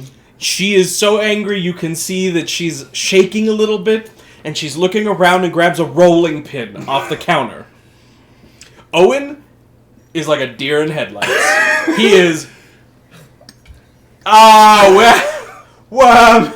and it has now gone deathly silent in the dining room. Keith, what did you roll for... 14. So you stick your head in the pantry, Okay. and there's butter, there's cheese, there's dried meat. You can do something with this stuff. You can... Yeah. Sure. Tell me what you start trying to make.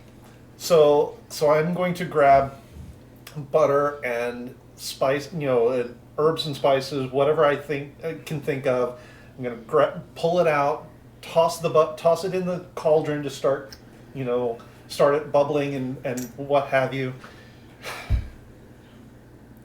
I'll be right back. Okay. Watch that.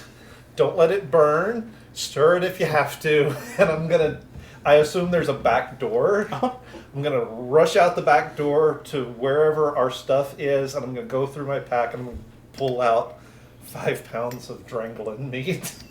That's Okay. good. Okay. Meanwhile, in the dining room, Tyra is approaching the table. She has a rolling pin in hand. You could practically see the steam coming out of her ears as everyone at the table has gone very quiet and everyone but Owen is looking at their plate. Do the two of you do anything? No. How does Archie react? You're not there, you don't know. Oh, yeah, never mind. I wouldn't even be looking in his direction. I will be like, Mistress. What? Nothing. I sit right back down. Owen Webb, you have 5 seconds to explain yourself. For you, Briar, since you don't have high enough perception to notice this. Nope. Everyone is shocked, except for this gnome that's sitting in between the two of you, who has his fork and his knife out, and he's kicking his feet, and he's sort of I'm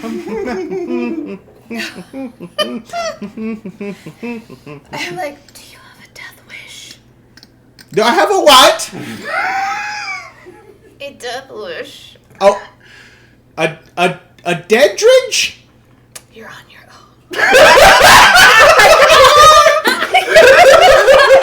Archibald sets his knife down, pats your hand, and says, I've always been that way.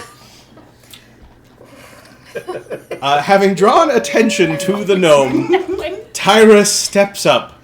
Oh dear. Who did it?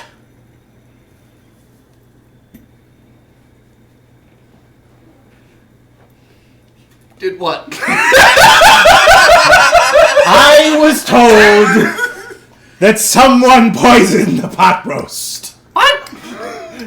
There was pot roast. I want to know which one of you did it. No, not one of them. It was him. She points at Archibald. Are you pointing from the kitchen? I will remind you, someone has asked you to make sure the food doesn't burn. Well, is all of this very audible from where I mean, am? Tyra's part, yes, but like you're in the kitchen. That's over the bar on the other side of the dining room. You've been stuck holding the wine. It's fine if you and want to. making I'm sure just that trying to keep cauldron track isn't of burned the... from butter. I will have been like kind of stirring with my mouth because I still have all the stuff in my hands. I have a -2 intelligence, man. And So do I, but I know that's a bad idea. she put these in my arms. I am not putting them down. That's fair. I like stick my head out of the door really quickly. Oh, not them. The short one kicking his feet. Tyra looks down at the gnome, Go back to stirring the thing with who's still... Can I away from the gnome, please? Let the forest receive. Owen slowly stands up, and he says, Tyra, let's not accost my paying customers, please. Archibald, what? Did you put something in the pot roast? Oh no, just our essence of Evergloom, so we can try it. As you can expect, no one knows what that means. Tyra, who is now standing, looming over him, rolling pin in hand. You put what in my pot roast? Oh, essence of Evergloom.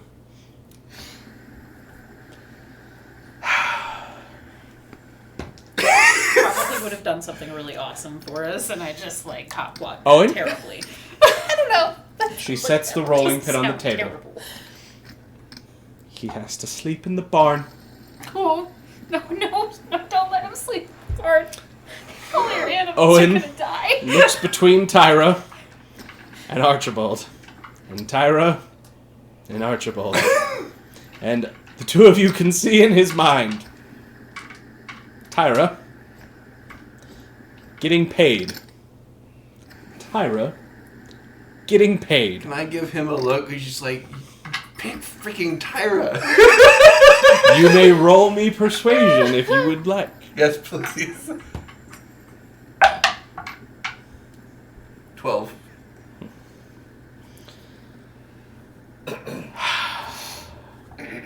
Fine. And Owen sits down and doesn't look at Archibald, who is still...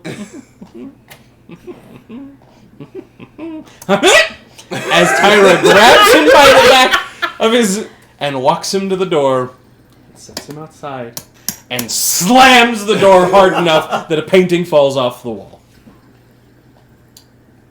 Meanwhile, Somewhere in the kitchen. Turi, you have gone through your pack, you have found the meat and you're on your way back. It's actually from this point, it's easier to go in the front door, and you walk and run right into Archibald, who, fork and knife, hanging low, staring longingly at the door. No, with don't the call look- him. He knows with what the he look of a done. puppy that does not understand why it has been put outside. Until you bump into him. Ooh. Oh, hello, Turi. Hi. I've got to get past you. Oh, sorry. It's okay. And he steps out of the way, looking longingly at the door. Player Danny feels very sad for Archibald. For the future, maybe don't put stuff you don't know what it does into Mistress Tyra's food, or anyone's food that you haven't cooked. Roll me persuasion. There were a lot of loopholes in that sentence, Yeah, Keith. I know. Unfortunately, I don't have a really high charisma, so persuasion. You said See him eat it. that was hot. I do feel like, I mean, it would be a waste to not give it to him. We should feed Is it to that him. that's the 6? No, that's the 9. That's the 9. 7. 7. 7. It's fine. I'm used to eating alone. Aww. And he drops the knife and fork and slowly walks over to the stables as you head in the door with your meat. We're gonna make Did him it a to villain himself, accidentally. I mean, he did do it to himself. All right, so I will sort of open the door, close it behind me, making sure he didn't sneak in. Beeline to the kitchen with this package under my arm. Luckily, as you elected not to leave the room, you have kept it from burning. Yay! Thank you. And I'll set about like slicing it really thinly as best I can, and then tossing it in and doing a quick stir fry. Okay. Make me a survival check. Okay, these I should be relatively better at. That will be a 25. 25. For the two of you out there, having removed the gnome from her presence, Tyra relaxes. Owen Webb, if I hadn't known you for this long, to both of you, hands on your shoulders, I'm terribly sorry, my dears. I guess I'll go try and whip up something in the kitchen. I don't know how long this will take, Owen. And she turns around and heads into the kitchen, at which point... Yeah. I'm still holding the thing. It's just... Oh, my dear, I'm so, and she takes it and starts setting him on the counter, and I'm so sorry. I'm sorry,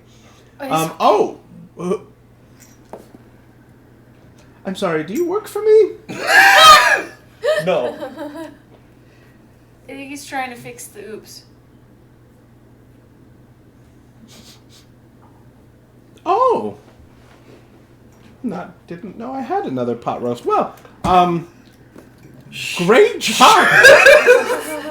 That's wonderful. Thank you so much. You've taken quite the load. I'm sorry, what was your name, dear? Tori. Tori, I'll have to write that down. A side salad would be, one moment. She steps into the pantry. I'm gonna take the pot roast that he put stuff on. I'm gonna take it out to him, but I didn't realize that he's been sent away. So I look out. Where's the... Like, Oh, and you can see like instantaneously it's like, oh, I did that. Oh, and so she goes and like heads out. I'll be right back. And I'm gonna go to the stable. Heading to the stables. Should we do anything? Marvell thinks for a moment. I don't want to be in Mrs. Tyra's way any more than a lot of other people have.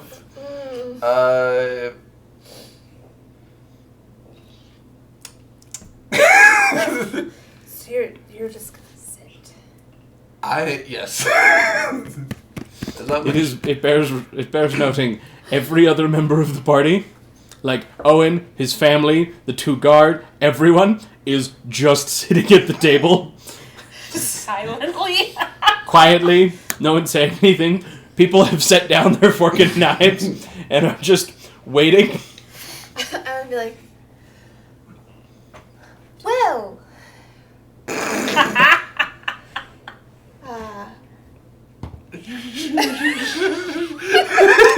Yes, the road was it's only a few days, and Owen starts trying to we talk and we The trees seem prolific on the way here. other than the large gap. Yeah. I will try to. Danny, stepping outside, you head over to the stables. There are 2 wagons of goods. They've got tarps over them and like a Vardo parked there that were not there before. Next to the stable, Archibald has set up a little tent. He's rolled out a bedroll. And he's sitting down and he has a little piece of hardtack and some jerky. And he's nibbling on it. I mean, it's sad, I will agree. But he did it to himself. And none of us here are going to be able to teach him a lesson. Hey, Mr. Smallmancer. Oh, yes, hello. Hi. I'm sorry Aren't I you didn't the narc? mean to get you I didn't mean to get you kicked out of the dining room. But, Oh, I didn't know you had. well, I did tell her that you put stuff in her pot roast. Oh, I didn't know that. Well, Did you tell her what it was? Yeah, and she seemed very alarmed because it Oh, sounds I pretty gathered that she terrifying. was upset. Yeah. I didn't mean for you to be out here by yourself, but you were really keen on trying this. And with a name like Essence of Evergloom, nobody else seemed especially interested in trying it. I feel like it's a bad idea, but if you wanted to try it, it's still here, and it's not like anybody else's. Did you bring him the pot roast? Uh-oh. Thank you. Oh, yeah, yes. Oh, I need a, I got, and he pulls something out of his pocket that's like a tuning fork, maybe? And he pulls a dagger out of his bag. Oh, what? Oh, do you want to try some? I don't know what it does. We're experimenting. It could go great. I want to see how it does with you first. Okay. And he carves no into it and music, cuts Danny. himself a slice like a roast beef.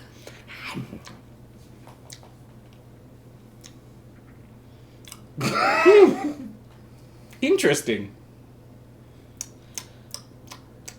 What's it doing? I don't know. What's it taste like? Blueberries. Well, that's weird. Like for a blueberry sauce. Oh no. Wait a second. Hold on a second. This isn't a Willy Wonka thing about to happen, is it? Interesting. Blow up. What's your passive perception? 12. Well, I guess that's a dud, maybe. Well, would you like to try some? I don't think pot roast is supposed to taste like blueberries. No, I agree. I don't think that that's particularly appetizing, especially if it doesn't do anything. I don't think that that's quite up my alley. Well, your loss. Is it though? Who knows? Maybe if I eat enough of it, it'll do something. And he cuts himself another piece. Oh no. This can only go terribly. He did it to himself. He's probably giving himself superpowers. They might be supervillain powers. I don't know, but this was a terrible idea. But also, I have no intelligence, so this is fine. Well, hopefully that kind of helps make up for the fact that you know I got you yelled at. I didn't mean to. Warm food does make up for the fact that I'm sleeping outside again. Again. Yes. It was outside all the way here. Oh, that's true. Just the way you said again just made it sound like it's just an all the time thing. But No, anyway. No. oh, okay. I'm glad it makes you happy. Thank you. What was your name? Well, the long version is Miklaka. Ah, interesting. Yeah, the long version is Miklaka. Well, Taka, it's very nice to meet you. Thank you for this. And the short version? Lucky. Okay. You don't know that yet, but No, but it's good for my notes. yeah. Well, I hope you have a really good night. You too. Sleep well in your warm bed, I assume. short, but she looks at him. I didn't mean anything by that. That's okay. I'm a little short. This is true. Okay. I am gonna have the guards check in on you just to make sure nothing has happened. Sure, yeah, that'd be good to know. Okay. Just to make sure. Okay. And I will stop by the folks that are on guard. Just be like, there's a guy who's eating something that he might have poisoned. He's not sure. It's an experiment. Could you just, like, every now and then just check on him, make sure he's not, like, he doesn't need a healer or hasn't burst into flame or boils or something? Yeah, we will definitely check every once in a while to make sure. Check. Go for it. Oh, Nice. that's a 4. They will definitely check and see. Thank you. I appreciate it.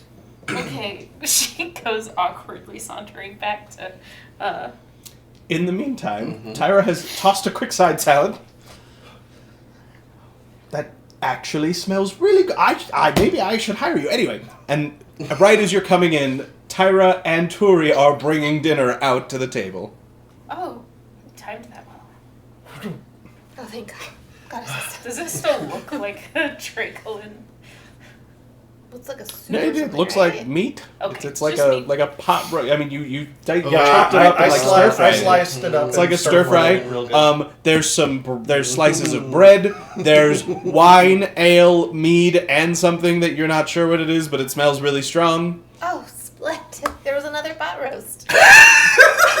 It's so wonderful. Owen, you have outdone yourself hiring this one.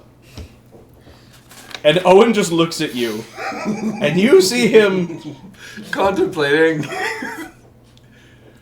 I guess I did. Anyway, and everyone begins dishing up. It does smell really good. I need to know, does anyone choose not to partake? I know I will eat of it. Yeah, I will we'll eat eat. of it. Okay. We're all gonna poison ourselves. No, there's Don't spoil it. We'll get there. We'll get there. Decisions were made. Everyone eats. It's actually really good. Yep.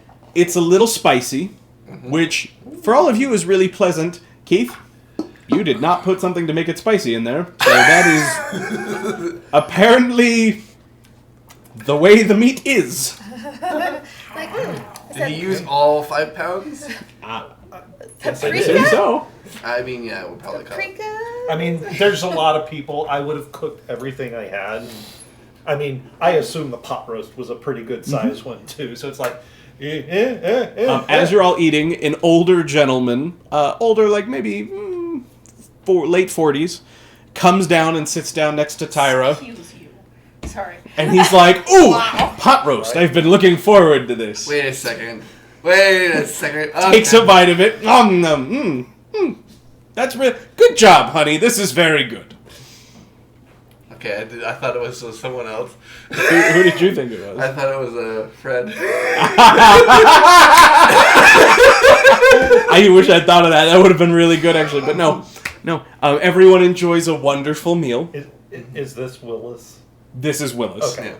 Who is Tyra's husband? Tyra's husband, yeah. Do any of you discuss anything with anyone over dinner? Nope. I'm just now, letting the panic subside at this point. Are you being weirdly not storytelling? Oh no, I will be. I will be Okay. storytelling, of course. Okay, yeah. Then I will just be shoving Yep. food into my mouth because The food on the road has been good for you guys. It hasn't been bad, but it is still cooking on the road. This is absolutely what you needed. It's warm. There's alcohol. You're enjoying a good meal. You know that there are actual beds waiting for you. I'm very excited. It's really good. And McLaughlin will make sure that everybody has had, but if there is enough for her to go back and give more, she absolutely will. There's not. It is. It is It perfectly goes. measured off. It goes quick. Good job, Tori and... Oh, Oh, sorry. My name is Miklaka. Is it? Miklaka. Miklaka. McClunky. Some people have named me Lucky. Do you prefer the name Lucky? I have a mixed relationship with the name Lucky. How do you feel about Matt? Oh. Well, that's cute. Then I shall call you Matt. Mac. I Knick-knack, paddywhack, give a dog a bone. This dragonborn. Mac.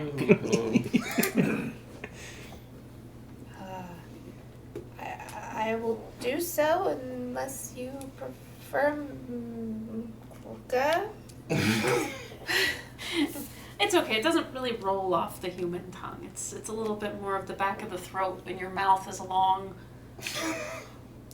It's definitely a family name. I'm Briar. Briar. That's really pretty. Okay, thank you. I like that.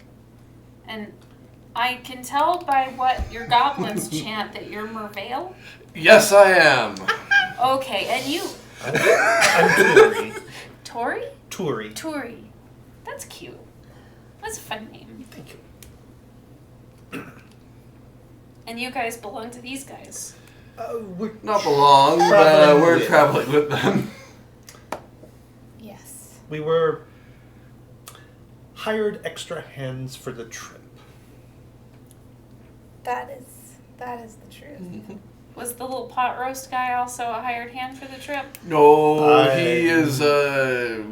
He is paying to be taken to Jasper, Oh. Okay.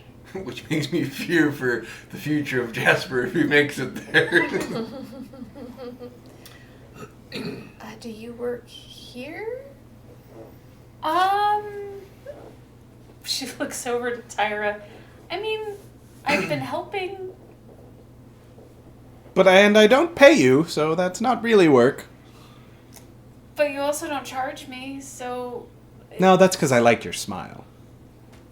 It's always there. At this point, Owen is eating, and he goes...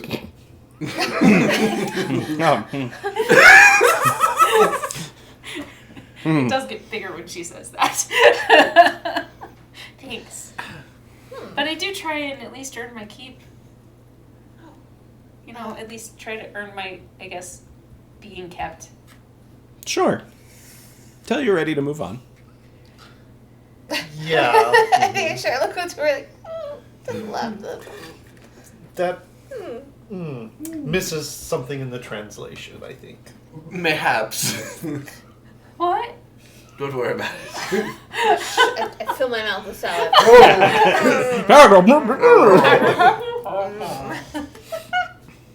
This is very good, Tori. I didn't think you cooked with meat. Well, I mean, It's a fair question. its spirit had already moved on. We are partaking of the bounty left behind. Ah, yes. That's good. Chanar says, Amen. Was it obvious that you had gotten this from the Driggling? You don't even know what that is. It would not have been because he just came in I with just meat. came in carrying meat. But I saw the head with him. Oh, with Yeah. him, but he from your perspective, he stepped out, came back in with a pot roast from somewhere, Okay. made food. There would have been nothing about it that would have It clearly would been have Drangolin. It would have been dressed meat. No skin on it, nothing like that. It was just the meat. So, That was about to be a really funny existential crisis. right? Like, it ate my friends, and I ate it! No! And the cycle continues. Am I really excited about that because it's vengeance? Or did I secondhand eat my friends? Second-hand cannibalism. Oh god. Tastes spicy. You guys enjoy the meal. Everyone is very full. Tyra sort of leans back afterwards. She's had 3 cups of wine so far. And then she goes, "Oh, I forgot." And she gets up and sort of waddles, stumbles a little bit into the kitchen. There's some rummaging, and she brings out a cake. I'm very excited. And she picks up a knife to start cutting it, Oh, and hands it to Willis. And Willis starts cutting slices of cake. Solid plan It's to a start really good carrot cake.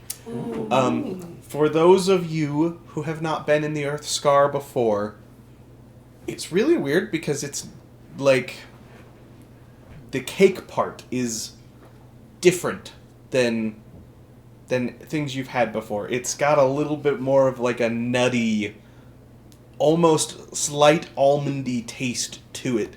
And now that you think about it, it was subtler with it, but the bread kind of had this same sort of nutty denseness to it that is not something you have had before. ooh, gluten-free. Exactly. This cake is inspired, Mr. Well, I am inspired, so you know the cake would be too. It is true. She's pretty great.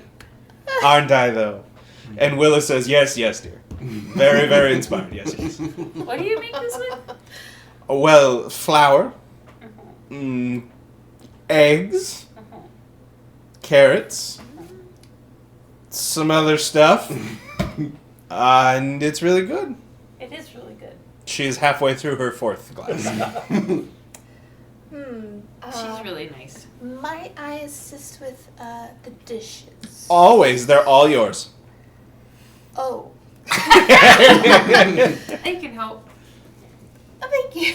I will finish my cake, and I will just take people's plates and escape to the kitchens. My little claw hands.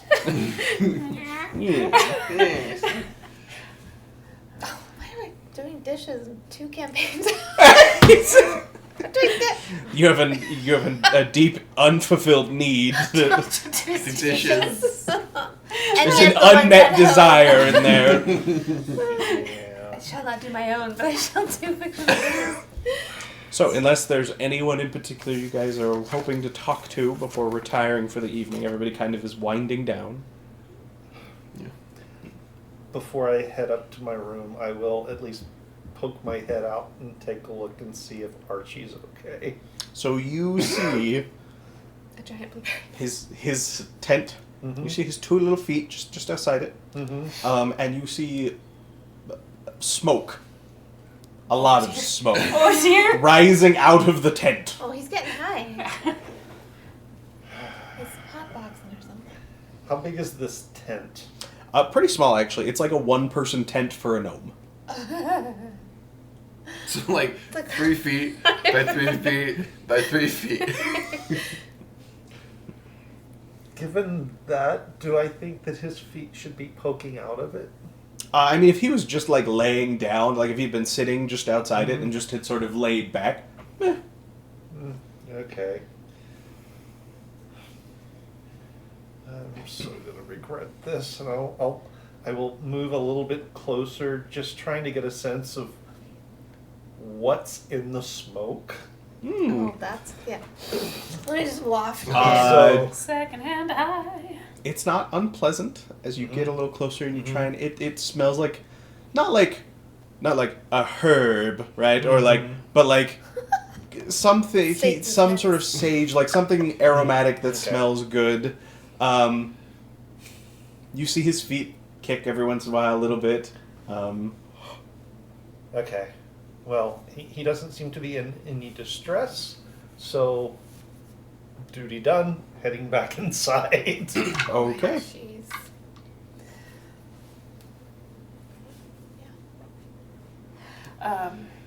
I'll kind of try and make polite conversation while we're washing dishes and all of that.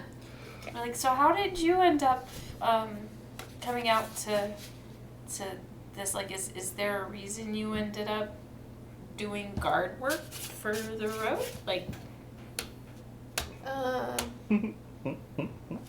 They hired me to do guard work. just like she's Method acting. Hey, you know, just smack the grease away. I can tell why you have an unfulfilled need to do dishes. I truth be totally. I didn't do dishes at my home. Oh. Do you want me to show you? Yes. Okay. So you take it like this, and you're gonna rinse over here, or like wipe everything off over here, and then you're gonna rinse it in this one, and then you set it out to dry. So much work. I mean, it's not as hard as the cooking part. Oh, I've burned a lot of things. It's hard to burn doing the dishes. I will copy her. I'm headed to Jasper for adventure. Just cause Yes. you just always heard that it was a cool place to adventure. They were going there. So that is where I decided to go. I am want to. meant here. for more than. What was in there?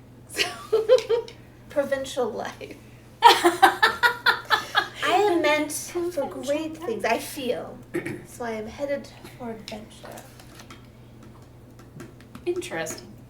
Did you know the other people that are guarding with you? No. I've never met anybody like you before. Human. No, humans I met. Oh. Just, you have an interesting cadence in how you talk. Like I have a -2 intelligence. I probably don't know the word cadence. You do now. I do now. That's the one big. It's not big, but it's. I must say the same about you. You're 8 feet tall or something. 6'7". 6'7". You're quite imposing. Physically. Yeah. A lot of my folks are pretty large. Like, I mean, the other Dragonborn that you're traveling with are pretty big too. So we kind of end up. But they're a little more, and you're a little more like, I mean, the one is really. Why was the second one Wallace? the one is kind of cute. Which one? There were 3 of them. To be from- more specific. though, are there any like physical features that I could reference of like the There's color. Yeah, I mean, Oh. I posted pictures of each one of them. You could take a look in the color. yellowy one, the greeny one. I wanted to see Briar be like, which one would I find attractive? And that's the one I assume Right. you're talking about. I mean, he's already taken by someone who could destroy me. So, Oh, the yellowy one is? was that the yellow one? No, Urzin's No. the black one. The black one. The black one. If I'm more of a human. I'm not into reptiles. Human focused, but isn't that Human supremacist. isn't that Hanzig or no? The No, yellow- Hanzig's the tiefling. Oh, he's tiefling. That's right. My notes are surprisingly not quite filled out all the way. Like I haven't gotten to. you should say hello. think. Yes. Fortune favors the bold.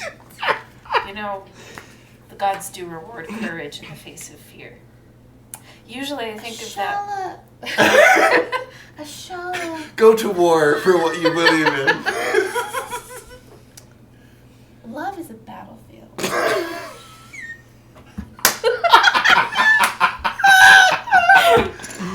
No! Vertically stand. No promises, no demands. You're very poetic.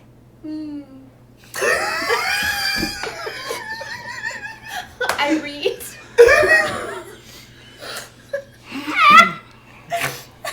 And lo, verse 3 of the book of Shah, and it states, Lo and behold, love is like love is like a battlefield. You should stride up to him and tell him What? you find him attractive. Gain 5 spell points. Yes. The next time you talk with the Dragonborn of your choosing, you get the effects of the guidance spell. Oh, As she says this, you feel this, like, rush of emotion that almost inflames your desires and passions for a brief moment. I'll come and say, hey, I just met you. And this is This crazy. is crazy. But here's my name. Talk to me, maybe? Talk to me, maybe. This is gonna be great. This is great. A+. Yes.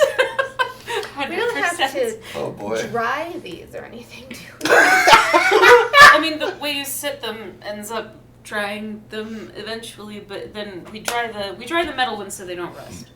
Oh. This was more than I anticipated.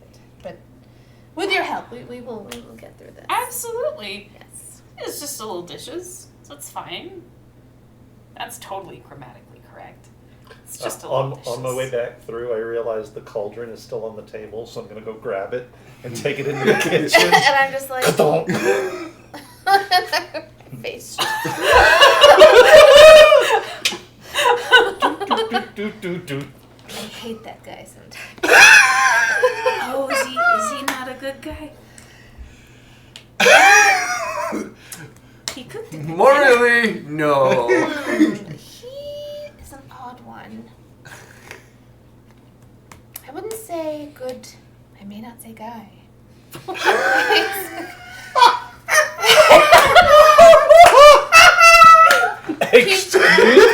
You're not there to be offended by this. I mean, I don't judge. Like, he can. They can be whatever they wish to. He's something. I guess we all are something. We all are something. But he annoys you a lot. No. He's just I'm not used to ones like him. I'm not used to peasants.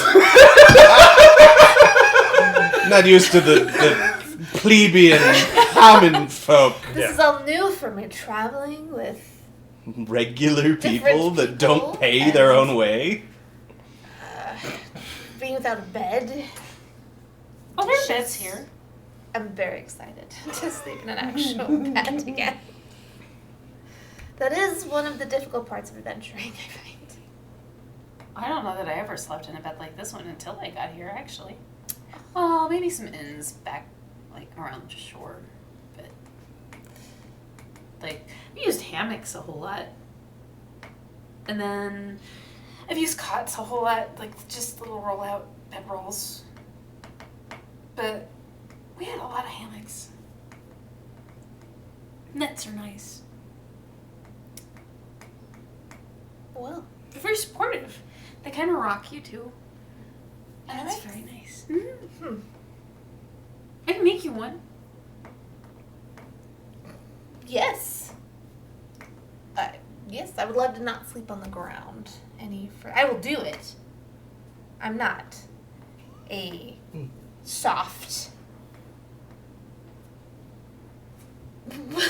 woman.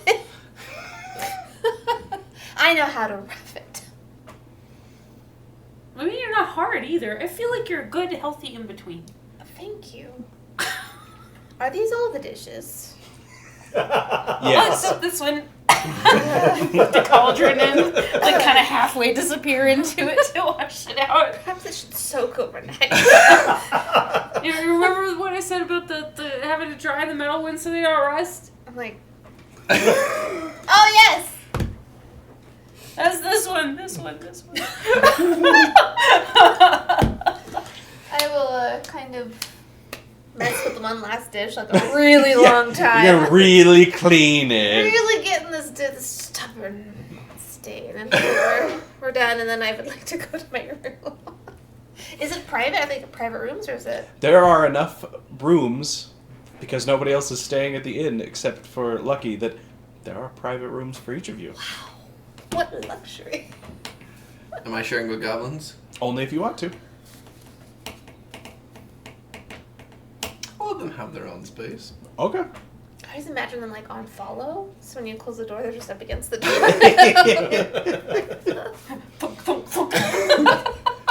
You all retire for the evening. It's normal for you at this point. For the three of you, it is wonderful. You fall right asleep. It's a deep sleep. It's a good kind of sleep. And I need everybody but Steph to leave the table, please. Oh no! But me. We all ate the same. Exciting.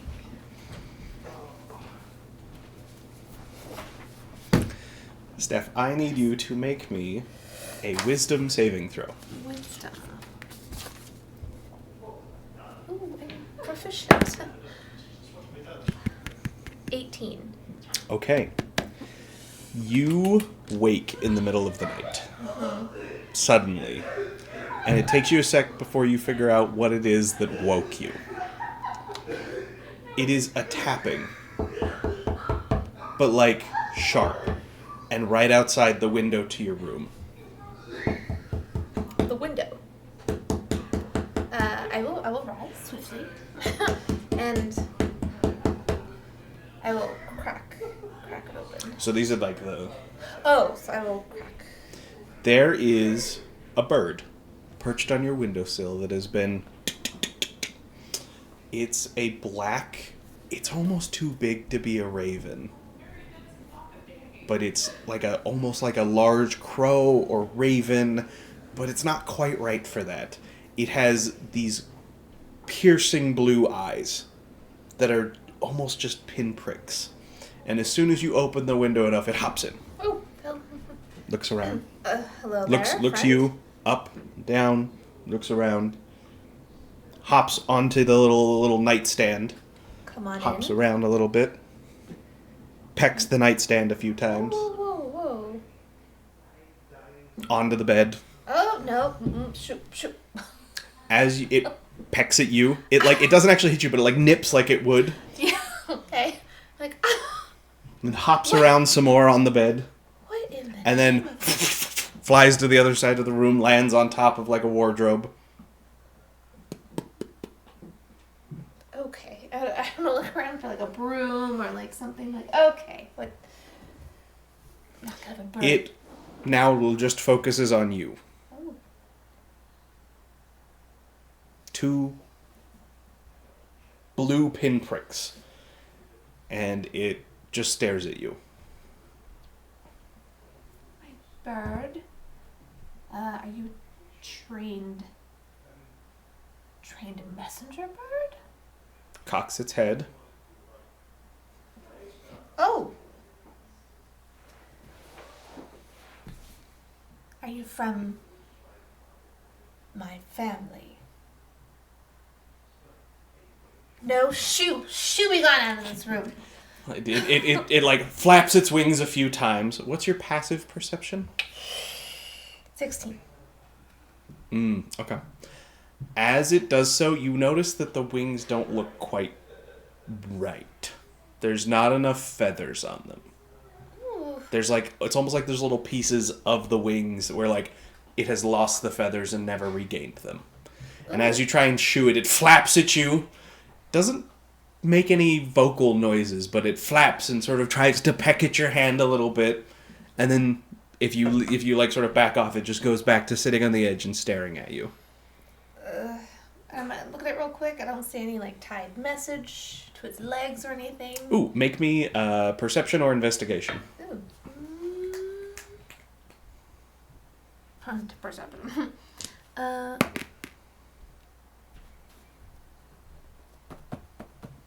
20. Okay. Unnatural. As you take a closer look to see, there's more things about this bird that look wrong. Ugh. There's discoloration on the beak that now you realize is the bone of the beak peeking through. And No! parts of the color of it have been bleached out. The legs where you're looking, the skin on it is desiccated and sort of shriveled like it's been mummified. Oof. There are pieces where you realize you can sort of see through the feathers inside the bird, and there's nothing there. It's like a hollow husk. There's no organs, there's no internal anything. You can see through and out little bits on the other side. This is definitely not a living thing. Okay, I feel less bad. I just gazed in horror. I'm like, what, why are you here? What do you want? And it jumps over onto your desk, over by your bag, and sort of like nudges your bag, like open. I assume I'm gonna grab a pencil or a pen, a stylus of some kind, and It picks it up, and it makes a crude drawing. What it draws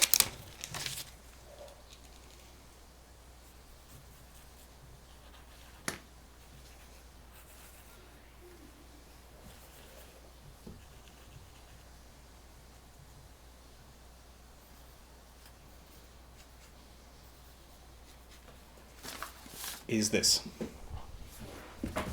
it looks like a dog.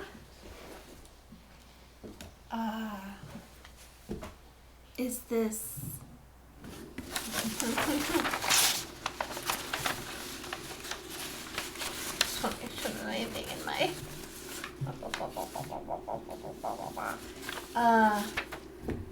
Is this a dog? What is this? Is this a threat? Is this a warning? And it pecks at that, and then pecks at your bag. I will open my bag. Try to help. It hops over. I'll start taking things out. It's like a. As soon as you reach in, it just... Nope. And it pecks at the... And it looks around, and it hops onto a chest of drawers in the room, and pecks at the chest of drawers, and then hops over and pecks at the drawing. Make me an intelligence check. For me or the. Okay. Ooh, that's a good one. Intelligence. Oh, okay. Oh, well, it's not so good anymore. 14. Okay. What it's trying to... It wants some sort of container. Square-shaped container. I will. I have. I assume I might have like a box of something, and I'll maybe dump it out, like a box of, I don't know, and kind of give it this box. Pecks at it. Looks in it. Like runs its beak around all the edges. Are you trying to come with me? Are you trying to be in something? The bird, again, it makes no noise, but it sort of ruffles its feathers as if to be like... and looks around the room some more. I'll open the chest of drawers. I'm like, is this? I'll open that. It looks at the door to the hall. I'll open the door.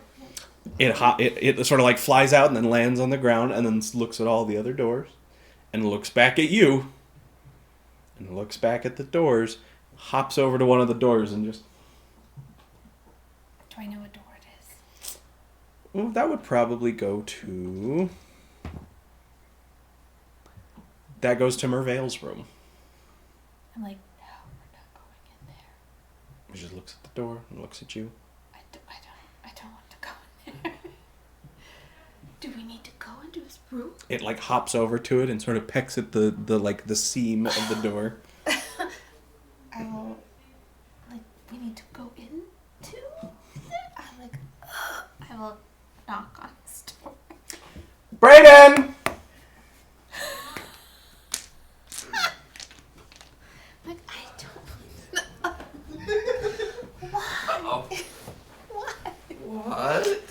As Mervale is sitting in his room. Okay. I'll go over to the door. You open it. Yeah. How much do you open the door? To crack. Just to, like, just like about maybe that much. Somebody's standing in the hallway. Yeah. I need to come into your room. Please do not misunderstand this. I need you to let me in. Why? I kind of look. Now that she looks at the floor right in front of your door, trying to maybe see if it can squeeze in, is a big black bird. And it looks up at you, and it has these 2 little blue pinpricks for eyes. Is there a check I can do on the bird? Sure. What are you looking for? Like, what are you trying to? It's dead. It's a dead bird. Now that she tells you, yeah, there's you can, like, it's missing enough feathers. You can see the decaying. Like, it is a reanimated bird. It drew this. The bird did. What is it? Well, it's not a dog. Player Stephanie thinks that Brayden needs to help her figure it out because she's too stupid. It's not a dog. It tries to push into your room again and sort of I- snaps its beak.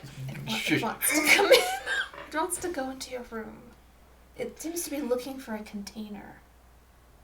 Give me a second. I'm gonna shut the door. As you do, it tries to I squeeze and get out of. I kick it back and then close the door. I looked at him like, this is... If...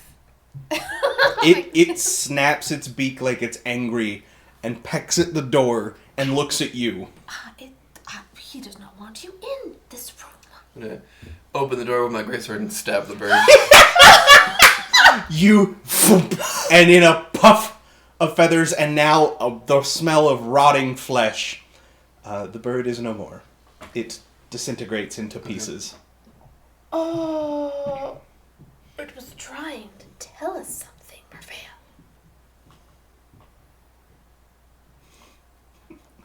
Merveille looks at you with a very intense stare. Good night. Like, no, I can't believe this. Okay. I need to go back up. I will see what happens. I looked at the piece. Is there like pieces? Oh yeah, like there's now like some bones and like a few feathers. A lot of it just sort of disintegrated. I'm like, what? I am going to go back to my room. Did you take your sword back and everything? Oh yeah. Okay. I'm like, so I'm gonna go back to my room, and I'm just going to sit there. I'm like, what in the name of the gods is? And I'm just going to like sit there for a while. Okay. Do you do anything else? No, I is it like? You said it's like 1 Middle of the a.m. night. or middle of the night. The witching hour would be an appropriate time.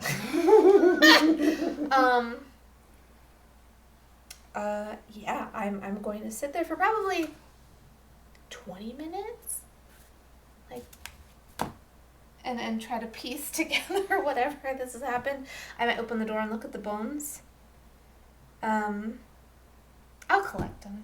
I feel bad. Okay. I'll kind of sweep it Mm-hmm. together in that box that I had. I'm just gonna like dump it in there and sit for a few more minutes, just being like, I don't. And I'll probably go back to bed at some point. Hand me the. All right, and everybody else can come downstairs. God. Here, Steph, if you need it for later, you have She this. got it. Oh, you got it. Okay. Because I think it looks like a cat.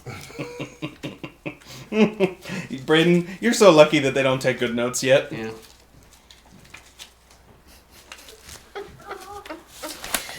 All right.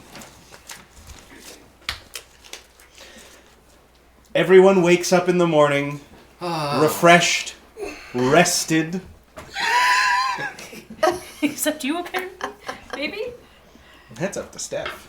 I'm not very rested, but I will come down. I suppose, carrying a box, like a little box. And who else is down? Who's down here? If we're, I mean, I come down. how late do you sleep in? Does Briar enjoy the? The amenities. Are there curtains? Oh yeah. Then I'm probably kind of late, unless. Okay, so by that point, probably anybody, unless you would also be sleeping in late, is downstairs eating breakfast. It's pancakes, bacon, eggs, the works. All right, I will come downstairs. I sit next. Brayden, do I need to know if you have done anything? I don't think there's. I will have changed some spells. Okay. I'll come downstairs. I'm like, oh, sorry, in front of. Oh no. Uh huh. And I'm like, Merveil. Make a perception check. Okay. Yeah, I don't like that one. It's hard to read. It's not being nice to you. It's just hard to read. What is this? Oh, it's a 19. And what else? Sweet. It's your perception. Oh, perception. 19 plus 6. 25. Okay. Remembering very carefully, look just over my shoulder and you can see my 3 goblins around a chest I've been carrying the entire time. It looks very similar to the picture you... Is there a logo on it? Or a brand? I thought it was It's just up to you. I don't know what chest you put it in. It looks like a strong chest with iron band, something you would like a lockbox. I'm like, Merveil? Yes. And I'm gonna look at the lockbox. And I'm like, I've been thinking about this all night. She lies. It's just, I gotta get it right now. And I'll kind of look around, I guess, a little bit to everybody else. I'm like, what? What's on your chest? On my chest. Yeah. Nothing. You're carrying around an empty chest. Oh, that chest. I'm sorry, I thought you meant this. She was standing. I am delivering something to a friend of mine from Karth to Jasper. You picked it up in Glasssphere, In actually. Glasssphere, my apologies. In Glasssphere, and I'm returning it back to... returning it to a friend of mine in Jasper. Is there a problem with that?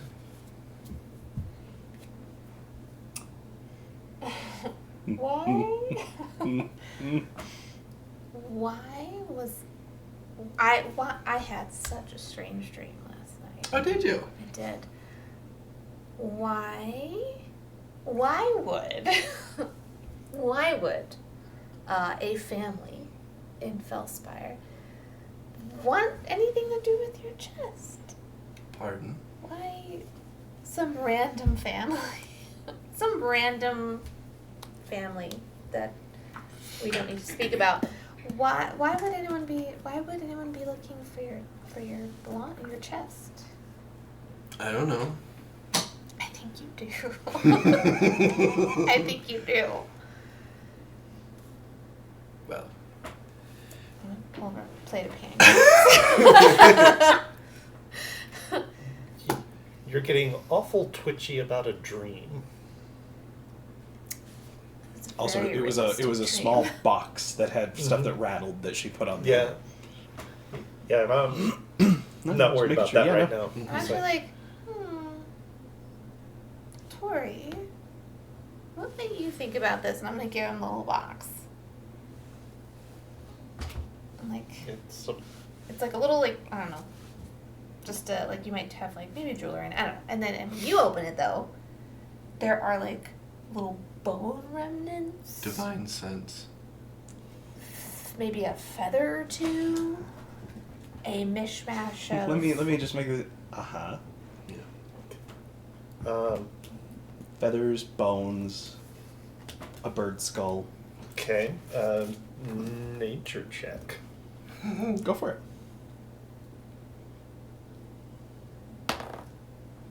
It's an 18.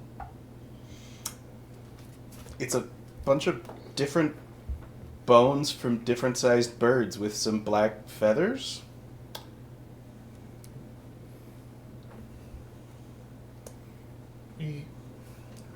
You're not taking up taxidermy, are you? Not willingly. Not willingly. Well, good, because I'm not sure you've got a full body in here yet. That's like 2 or 3 different birds. May I here. see? Can I show him? Sure, not much left you can do to it. Okay. Dunk. Ceremony, funeral rites.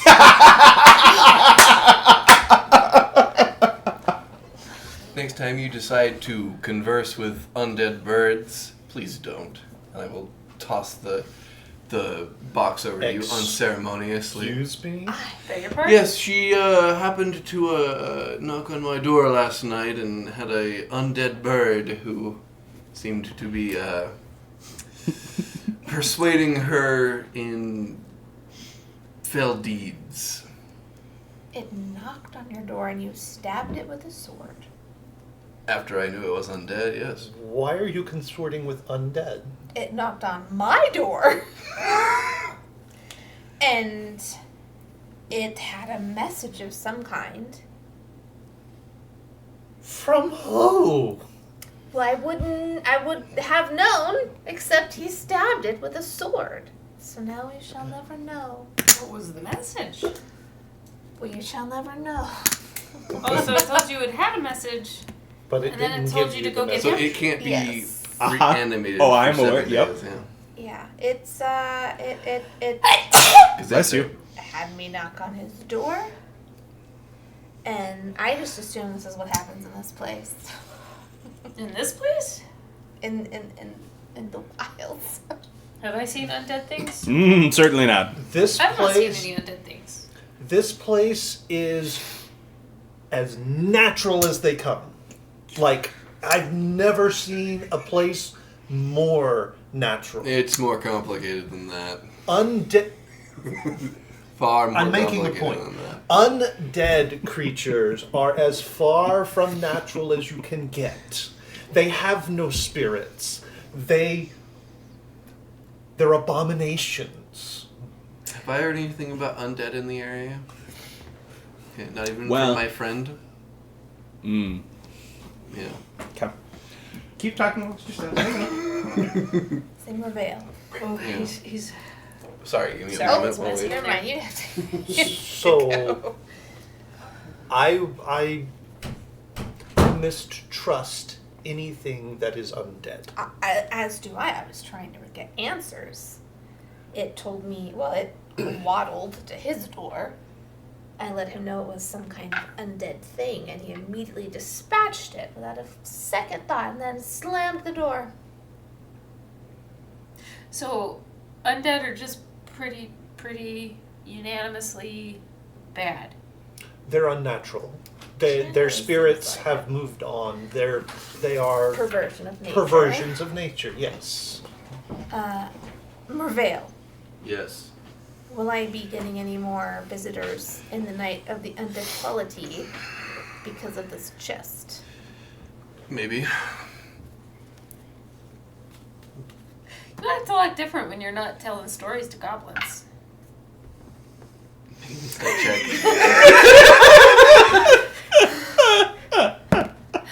Oh, 8! 8? Yeah. Yep. Can I do an insight check? Because I've just been staring at him Sure. this whole time. Always. What do I have? Oh, I have an insight. Okay. I have no proficiency with insight, so I will not make the roll. I have 21. 21. 21. I was gonna say unnatural because Totally it's totally possible. Yeah.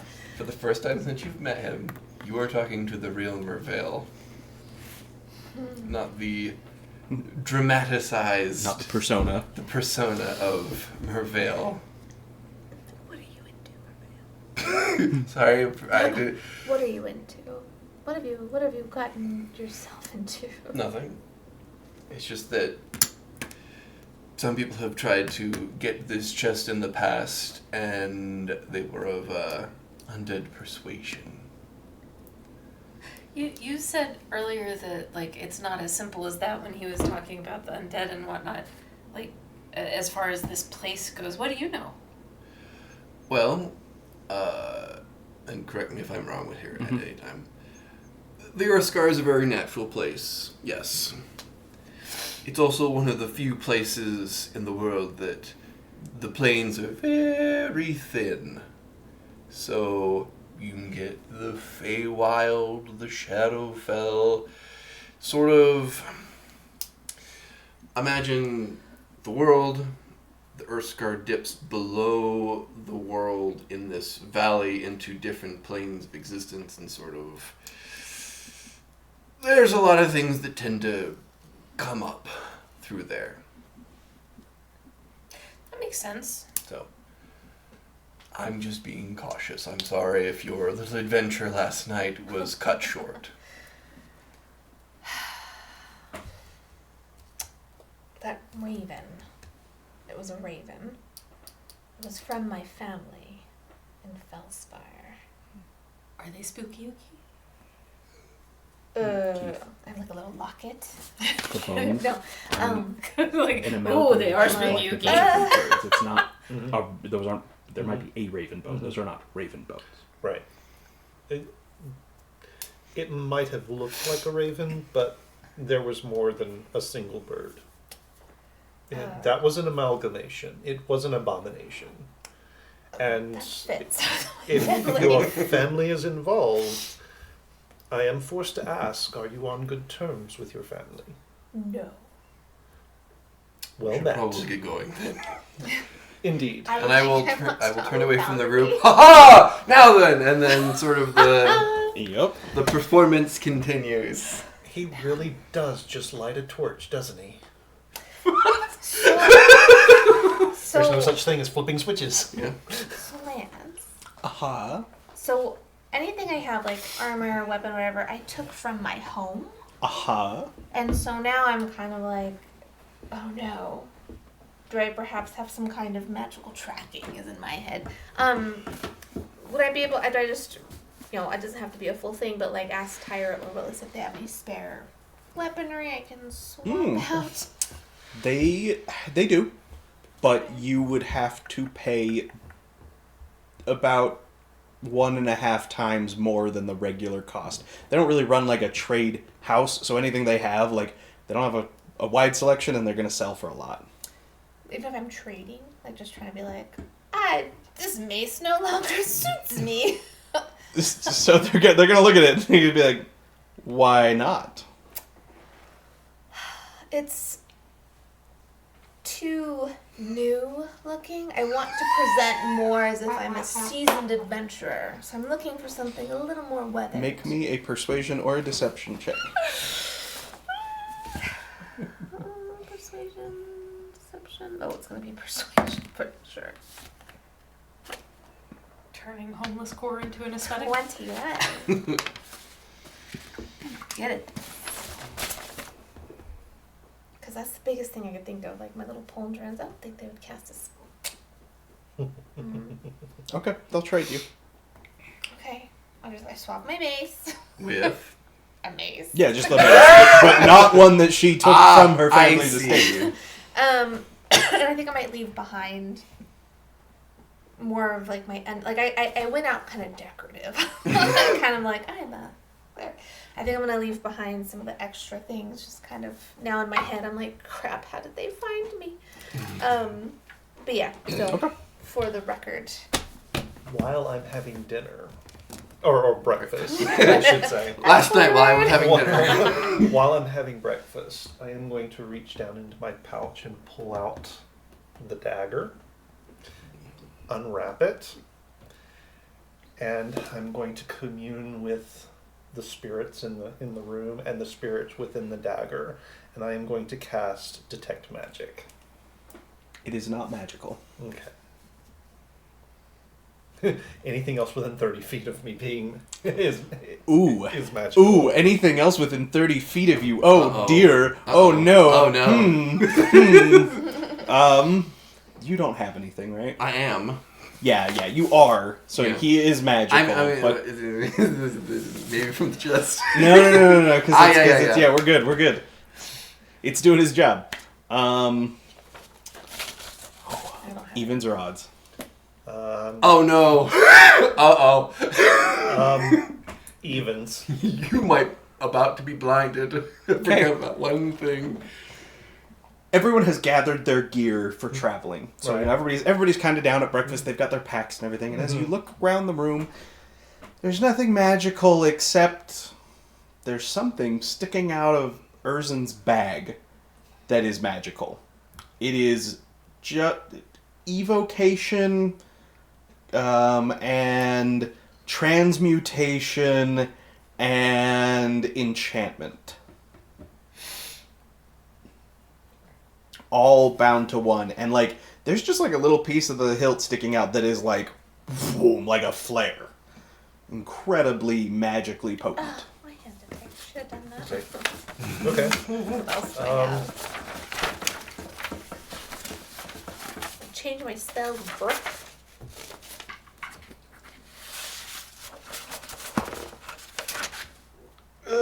Okay. So that is a 10 performance to keep my face blank when I see that. What's your passive perception? My passive 17. That's Urzen. He's facing away from you. It's his bag. Mm-hmm. Try and keep your face calm, and as you look up, you make eye contact with Yesune.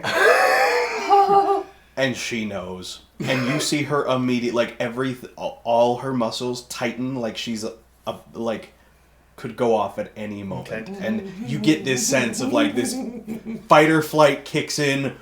Your next move could be your last feeling. Okay, so this is not going to be good because I have like abysmal charisma. What was yesterday? She's the spear maiden, the wife of the dragon boy. Yeah. She's the one that keeps kicking my ass. She was the second one of the... Please don't screw me. If only you knew. That's worse. Quick, say something funny. Hang on. I don't. Wait. Help. Wait. Wait. I need to tell you something! Where did it go? Listen. Right there. Wait. Yeah, that's Wait. Ooh, can't you like Ability after resolve, reroll something? You're really impressive. What kind of fighting do No, you that's do? not gonna work. To Yesune? Yeah. So, because she's spear dancing, she says in Colossian. Okay. Inclusion. In Colossian. So in your Oh, native no. tongue, she says spear dancing. I'll answer back in collusion too. Okay, so I'm like eye contact with Yesune.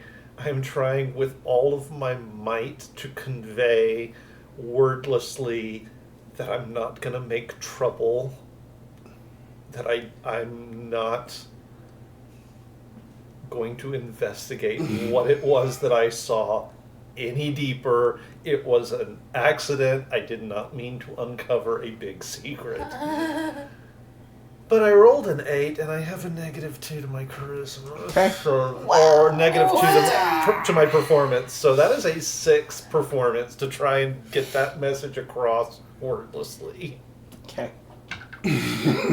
We'll go back to that. No, we won't. Yesune stands up. Oh dear. Ooh. Oh dear spirit. And she walks over to the table that you... Since you've been talking to her, so I assume you sort of were sitting closer to her. So the three of you walks over to your table. Mm-hmm. She looks at Tori. Outside. Oh. Oh. Oh, where do I Of spar? course. Urzen I'd is like... spar. I stand up, and as tense as you've ever seen me. Oh my. And, it's like I'm trying to squeeze my shoulder blades together because I'm expecting that spear to come through the back of my spine at any moment, and I just very rigidly, very stiffly walk out the door. She walks out the door behind you. As this is happening, Erzin jumps, throws his chair back, jumps up, grabs his pack, and starts going out right after them. And everybody else is just like, what the heck just happened? Should we help? Yes, we should probably go and see what's going on. The minute you're outside, Yasune shoves you up against the wall, and she gets right in your face. Oh. No tell anyone. I wouldn't dream of it.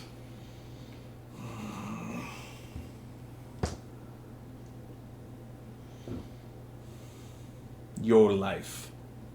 Forfeit. Understood. And as this is happening, Erzin comes stepping out, and he's sort of hurrying and bumping into things. And I'm completely ignoring him. I am eyes And he on runs her. over and grabs Yasune's shoulder and sort of pulls her away from you, and they start talking in Arcosian. And as they do, this item in his bag that is now right in front of you slips out even more, to the point where it is about to fall out of the bag as they are just going back and forth rapid fire. The rest of you, as you follow them out, you see this. Turi's up against the wall. Yasune has been sort of pulled away from him, and Erzin and Yasune are going into it. And I'm going to reach out and grab it and push it back into his bag. The minute you touch it, Yasune pushes Erzin. So you all see Yasune pushes Erzin to the ground. Dagger comes off and is flying at your face. Can I take it? No. Because take the Take hit. the dagger hit? Ooh, make me a dex save. Oh, fudge.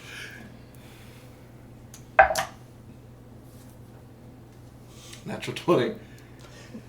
Mervale interposes himself. There is a rush, a blur of movement, as there is now a hobgoblin interceding on your behalf. Mm-hmm.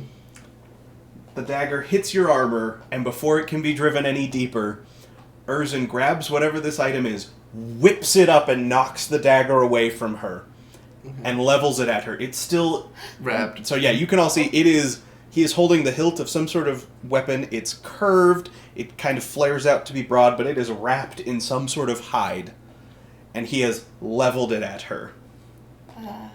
You would know that you would recognize that the hide it is wrapped in is dragon hide. Whoa. Whoa. No, there's some tensions amongst the crowd. We just had a lovely night's sleep. I don't think there's any need to have any more reason to spoil such a wonderful night of rest and morning's breakfast and a wonderful meal provided by our dear friend last night. I am going to go down I'm going to take a knee and kneel before her, head bowed down. My apologies. As you start to speak, Erzin puts out a hand and just says, "No." And they are going at it in Arcosian, and What did they say?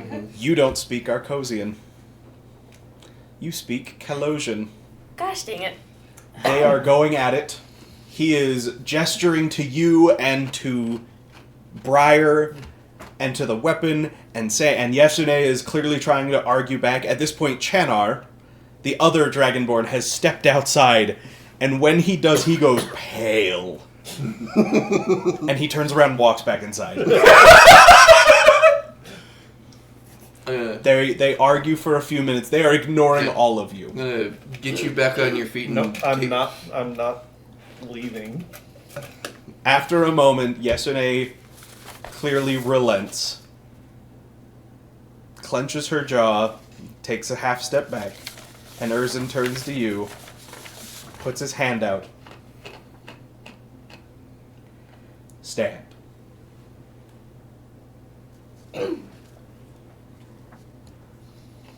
apologize for poking my nose in where it was not wanted or needed. No apology necessary.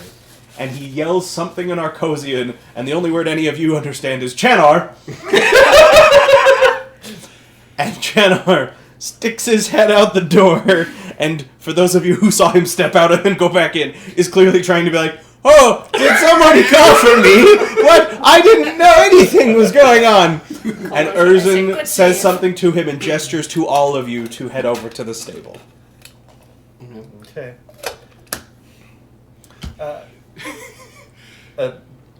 Before I do, I'm going to go back inside, wrap up the dagger, put it back in my pouch, and head out again. As you guys step into the stable... Hold on, before we get to the stable, how's our dear friend Archibald in his little tent? We'll get there. Oh, we'll get there. As you step over to the stables, Archibald is packing up his stuff. Mm-hmm. Seems fine. He's got a little pep in his step, like he's having a good time, and he rolls it all up, and he turns and looks at you all and waves, and you two. You're pretty sure his eyes weren't that color before.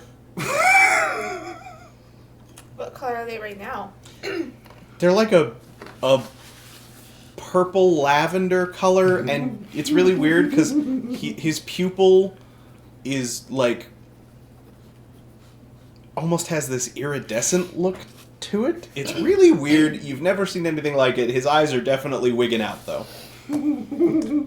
Archie. Oh, what? How you doing? I'm doing great. I found out what Essence of Evergloom does. Thank you so much. Oh. What does it do? What does it do? Oh, it lets you see the things that you couldn't see before. Like All of the things that are just right out there on the edges of your vision.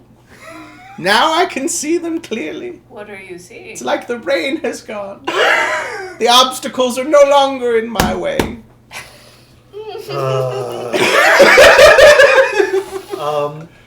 So you're seeing the spirits around us? Oh, is that what they are?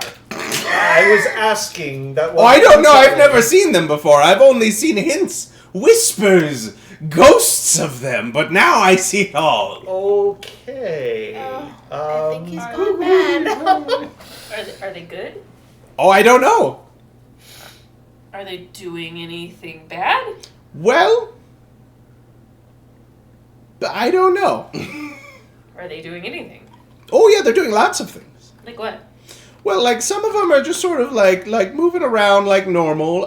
There was a spider that came by and hunted something, and I saw it wrap something up into the ethereal and plane. eat it, and then it moved on its way, and there are these, like right above your head, there's, like, this little almost, like, halo thing, like something, so it's really, really pretty, and he sort of waves in the air, but, like, not close to you. To him, it's like he's waving above your head, but he's just right here in front of him. And you have, like all sorts of, there's like triangles and squares and circle things and all over the place, and it's so much. I don't understand any of it. Oh, do her. She has like a pillar of fire thing, maybe. So different, and he's like got this like long shadow and like stature to it. What? It's so interesting. Huh. Anyway, it's great.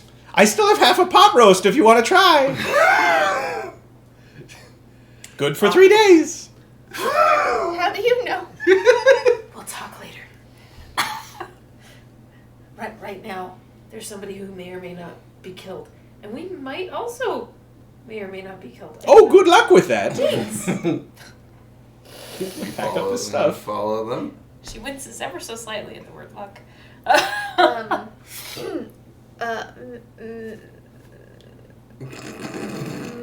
Magalog? Academia. Will you be traveling along to Jasper? Are you staying here to continue doing dishes? I'm coming here because the big angry dragonborn people told me to. But I don't know. I'm thinking about it.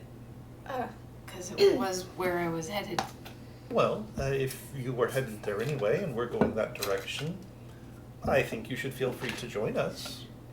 I'll talk to Tyra about it after we potentially survive this conversation. It's a good idea. Let's see if we survive. Whatever this is. You step into the stables, and as you do, Yasune closes the stable doors behind Oh you. dear.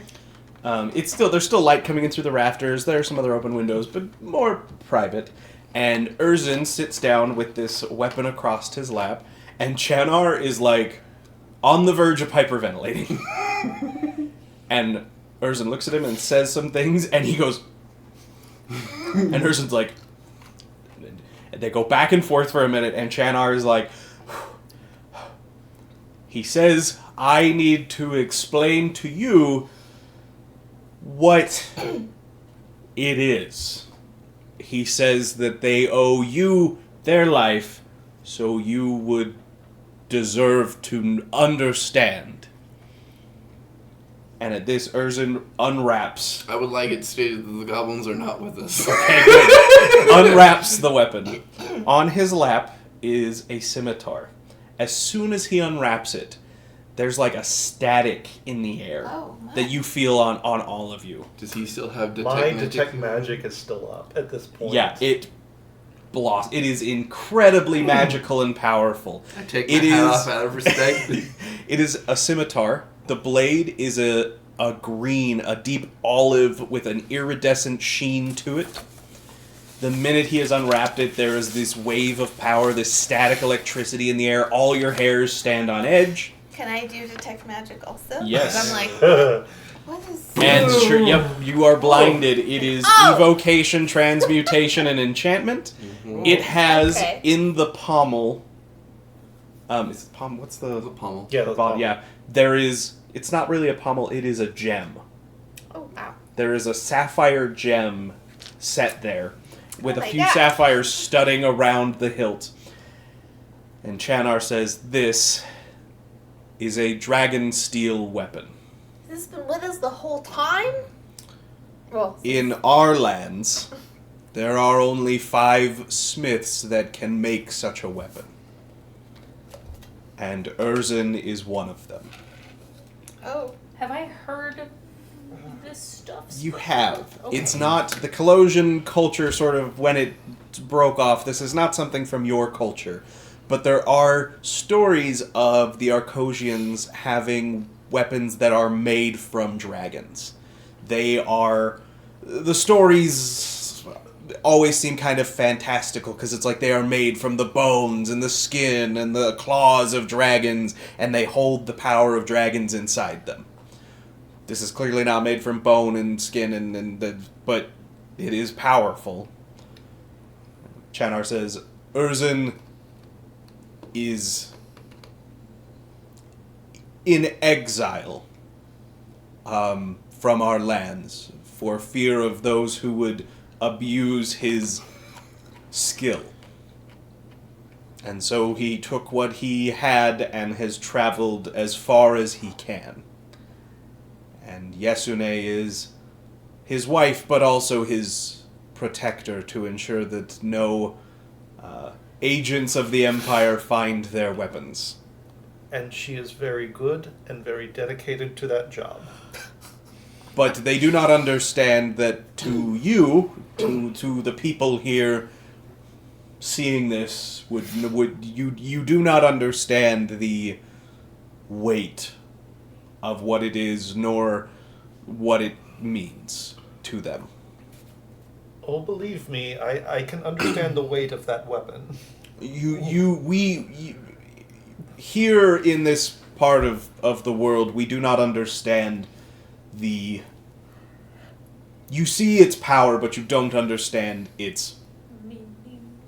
Yes. Right. It's a cultural understanding or cultural And there's it is, and Erzin significance? says something to him, and he sort of like looks at Erzin like, really? Dragon steel weapons are made from the scales for the blade are melted down of a dragon, and it is quenched in the blood of a dragon. And it is affixed with the adornments. It is the power of dragons intertwined together. Your culture has no equivalent. So simply seeing the weapon does not convey the same understanding that it would. And so Urzin feels that Yasune misstepped, because clearly you are friends and you would not have recognized what this was. So I'm assuming you're all potentially in danger carrying this around. Or I look over to Yesune. I think they're fine. They are not in danger as long as they are careful and aware of their surroundings. Are we in danger now that we know about this? Probably not. There's no reason that anyone who came looking for Urzin, his skills, or these weapons is unlikely to know that you would know about them. They would assume you would not understand their significance. Gotcha. Yeah. And with this, Urzin wraps the blade up and puts it back in his pack. And he sort of nods to all of you, like, very clearly he understood everything Chanar said, he just cannot convey it himself. Is it the only one? In his pack? Yes. Yes. Is there like a cultural thing that I would know that we would share from ancestry as like a respectful gesture? Yeah, there would be like a specific kind of bow. I would do that bow. Yasune does it in return, and Chanar also sort of bows, and he says, only a master of their craft can create such weapons, and Urzin is one of the great masters. Thank you for explaining. We definitely would not. I would not have known the significance, and this was a little jarring, but I understand now. I do wish that I could have appreciated the beauty of the weapon better. Its aura overwhelmed my vision. At this, Urzin chuckles. And he says something to Chanar, and Chanar's like, what? No! And Urzin laughs. Chanar, what? No! He asks if you'd like to see the others. Yeah! Can I ask questions? Yasune is like jaw on the floor. We would... When he says that, does that look like a man who wants to show off? Urzin? Because I know that look of someone wanting to show off. Yeah, basically he's like, now that you know, come see what I've done. See my incredible skill. We would be honored to peruse your wares. And I think right there is a great time to That's awesome. end it for tonight. I wonder what Archibald's over there like. Okay. Oh, if only you Well. knew what that did. That was an interesting session tonight. I hope you guys enjoyed it. We will be back next week. We'll let you know what the schedule looks like, because we did get a little bit off schedule. We got to sort of chat it out and figure out where we need to come back. But we will let you guys know via the Discord server what we wind up with, whether it's going to be another session of the Jasper campaign or if we're going to get back to our main Valley campaign. If you want to go and watch old episodes, you can go check out our YouTube channel. We put everything we do, video content, out there. I think I'm caught up. I don't remember if I am or not. I don't know. Did he post the Jasper? Mm-hmm. Okay, yeah. You should. I And that's might- the last one we did. I should be should be caught up. So everything should be out there. You can look for this to be appended to the new Jasper campaign playlist out there. We've got lots of stuff for you to look through. You can catch up on any of our ongoing series. Be sure while you're out there, if you haven't already, do hit like and subscribe. Make sure you turn on your notifications and you'll always know when we put new content out. That's going to do it for us here tonight. Hope you guys enjoyed it. Until next time, remember, Grab your bats and grab your balls. And if all you have is a hammer, everything looks like a glass house. Good night. Good Good night, everybody.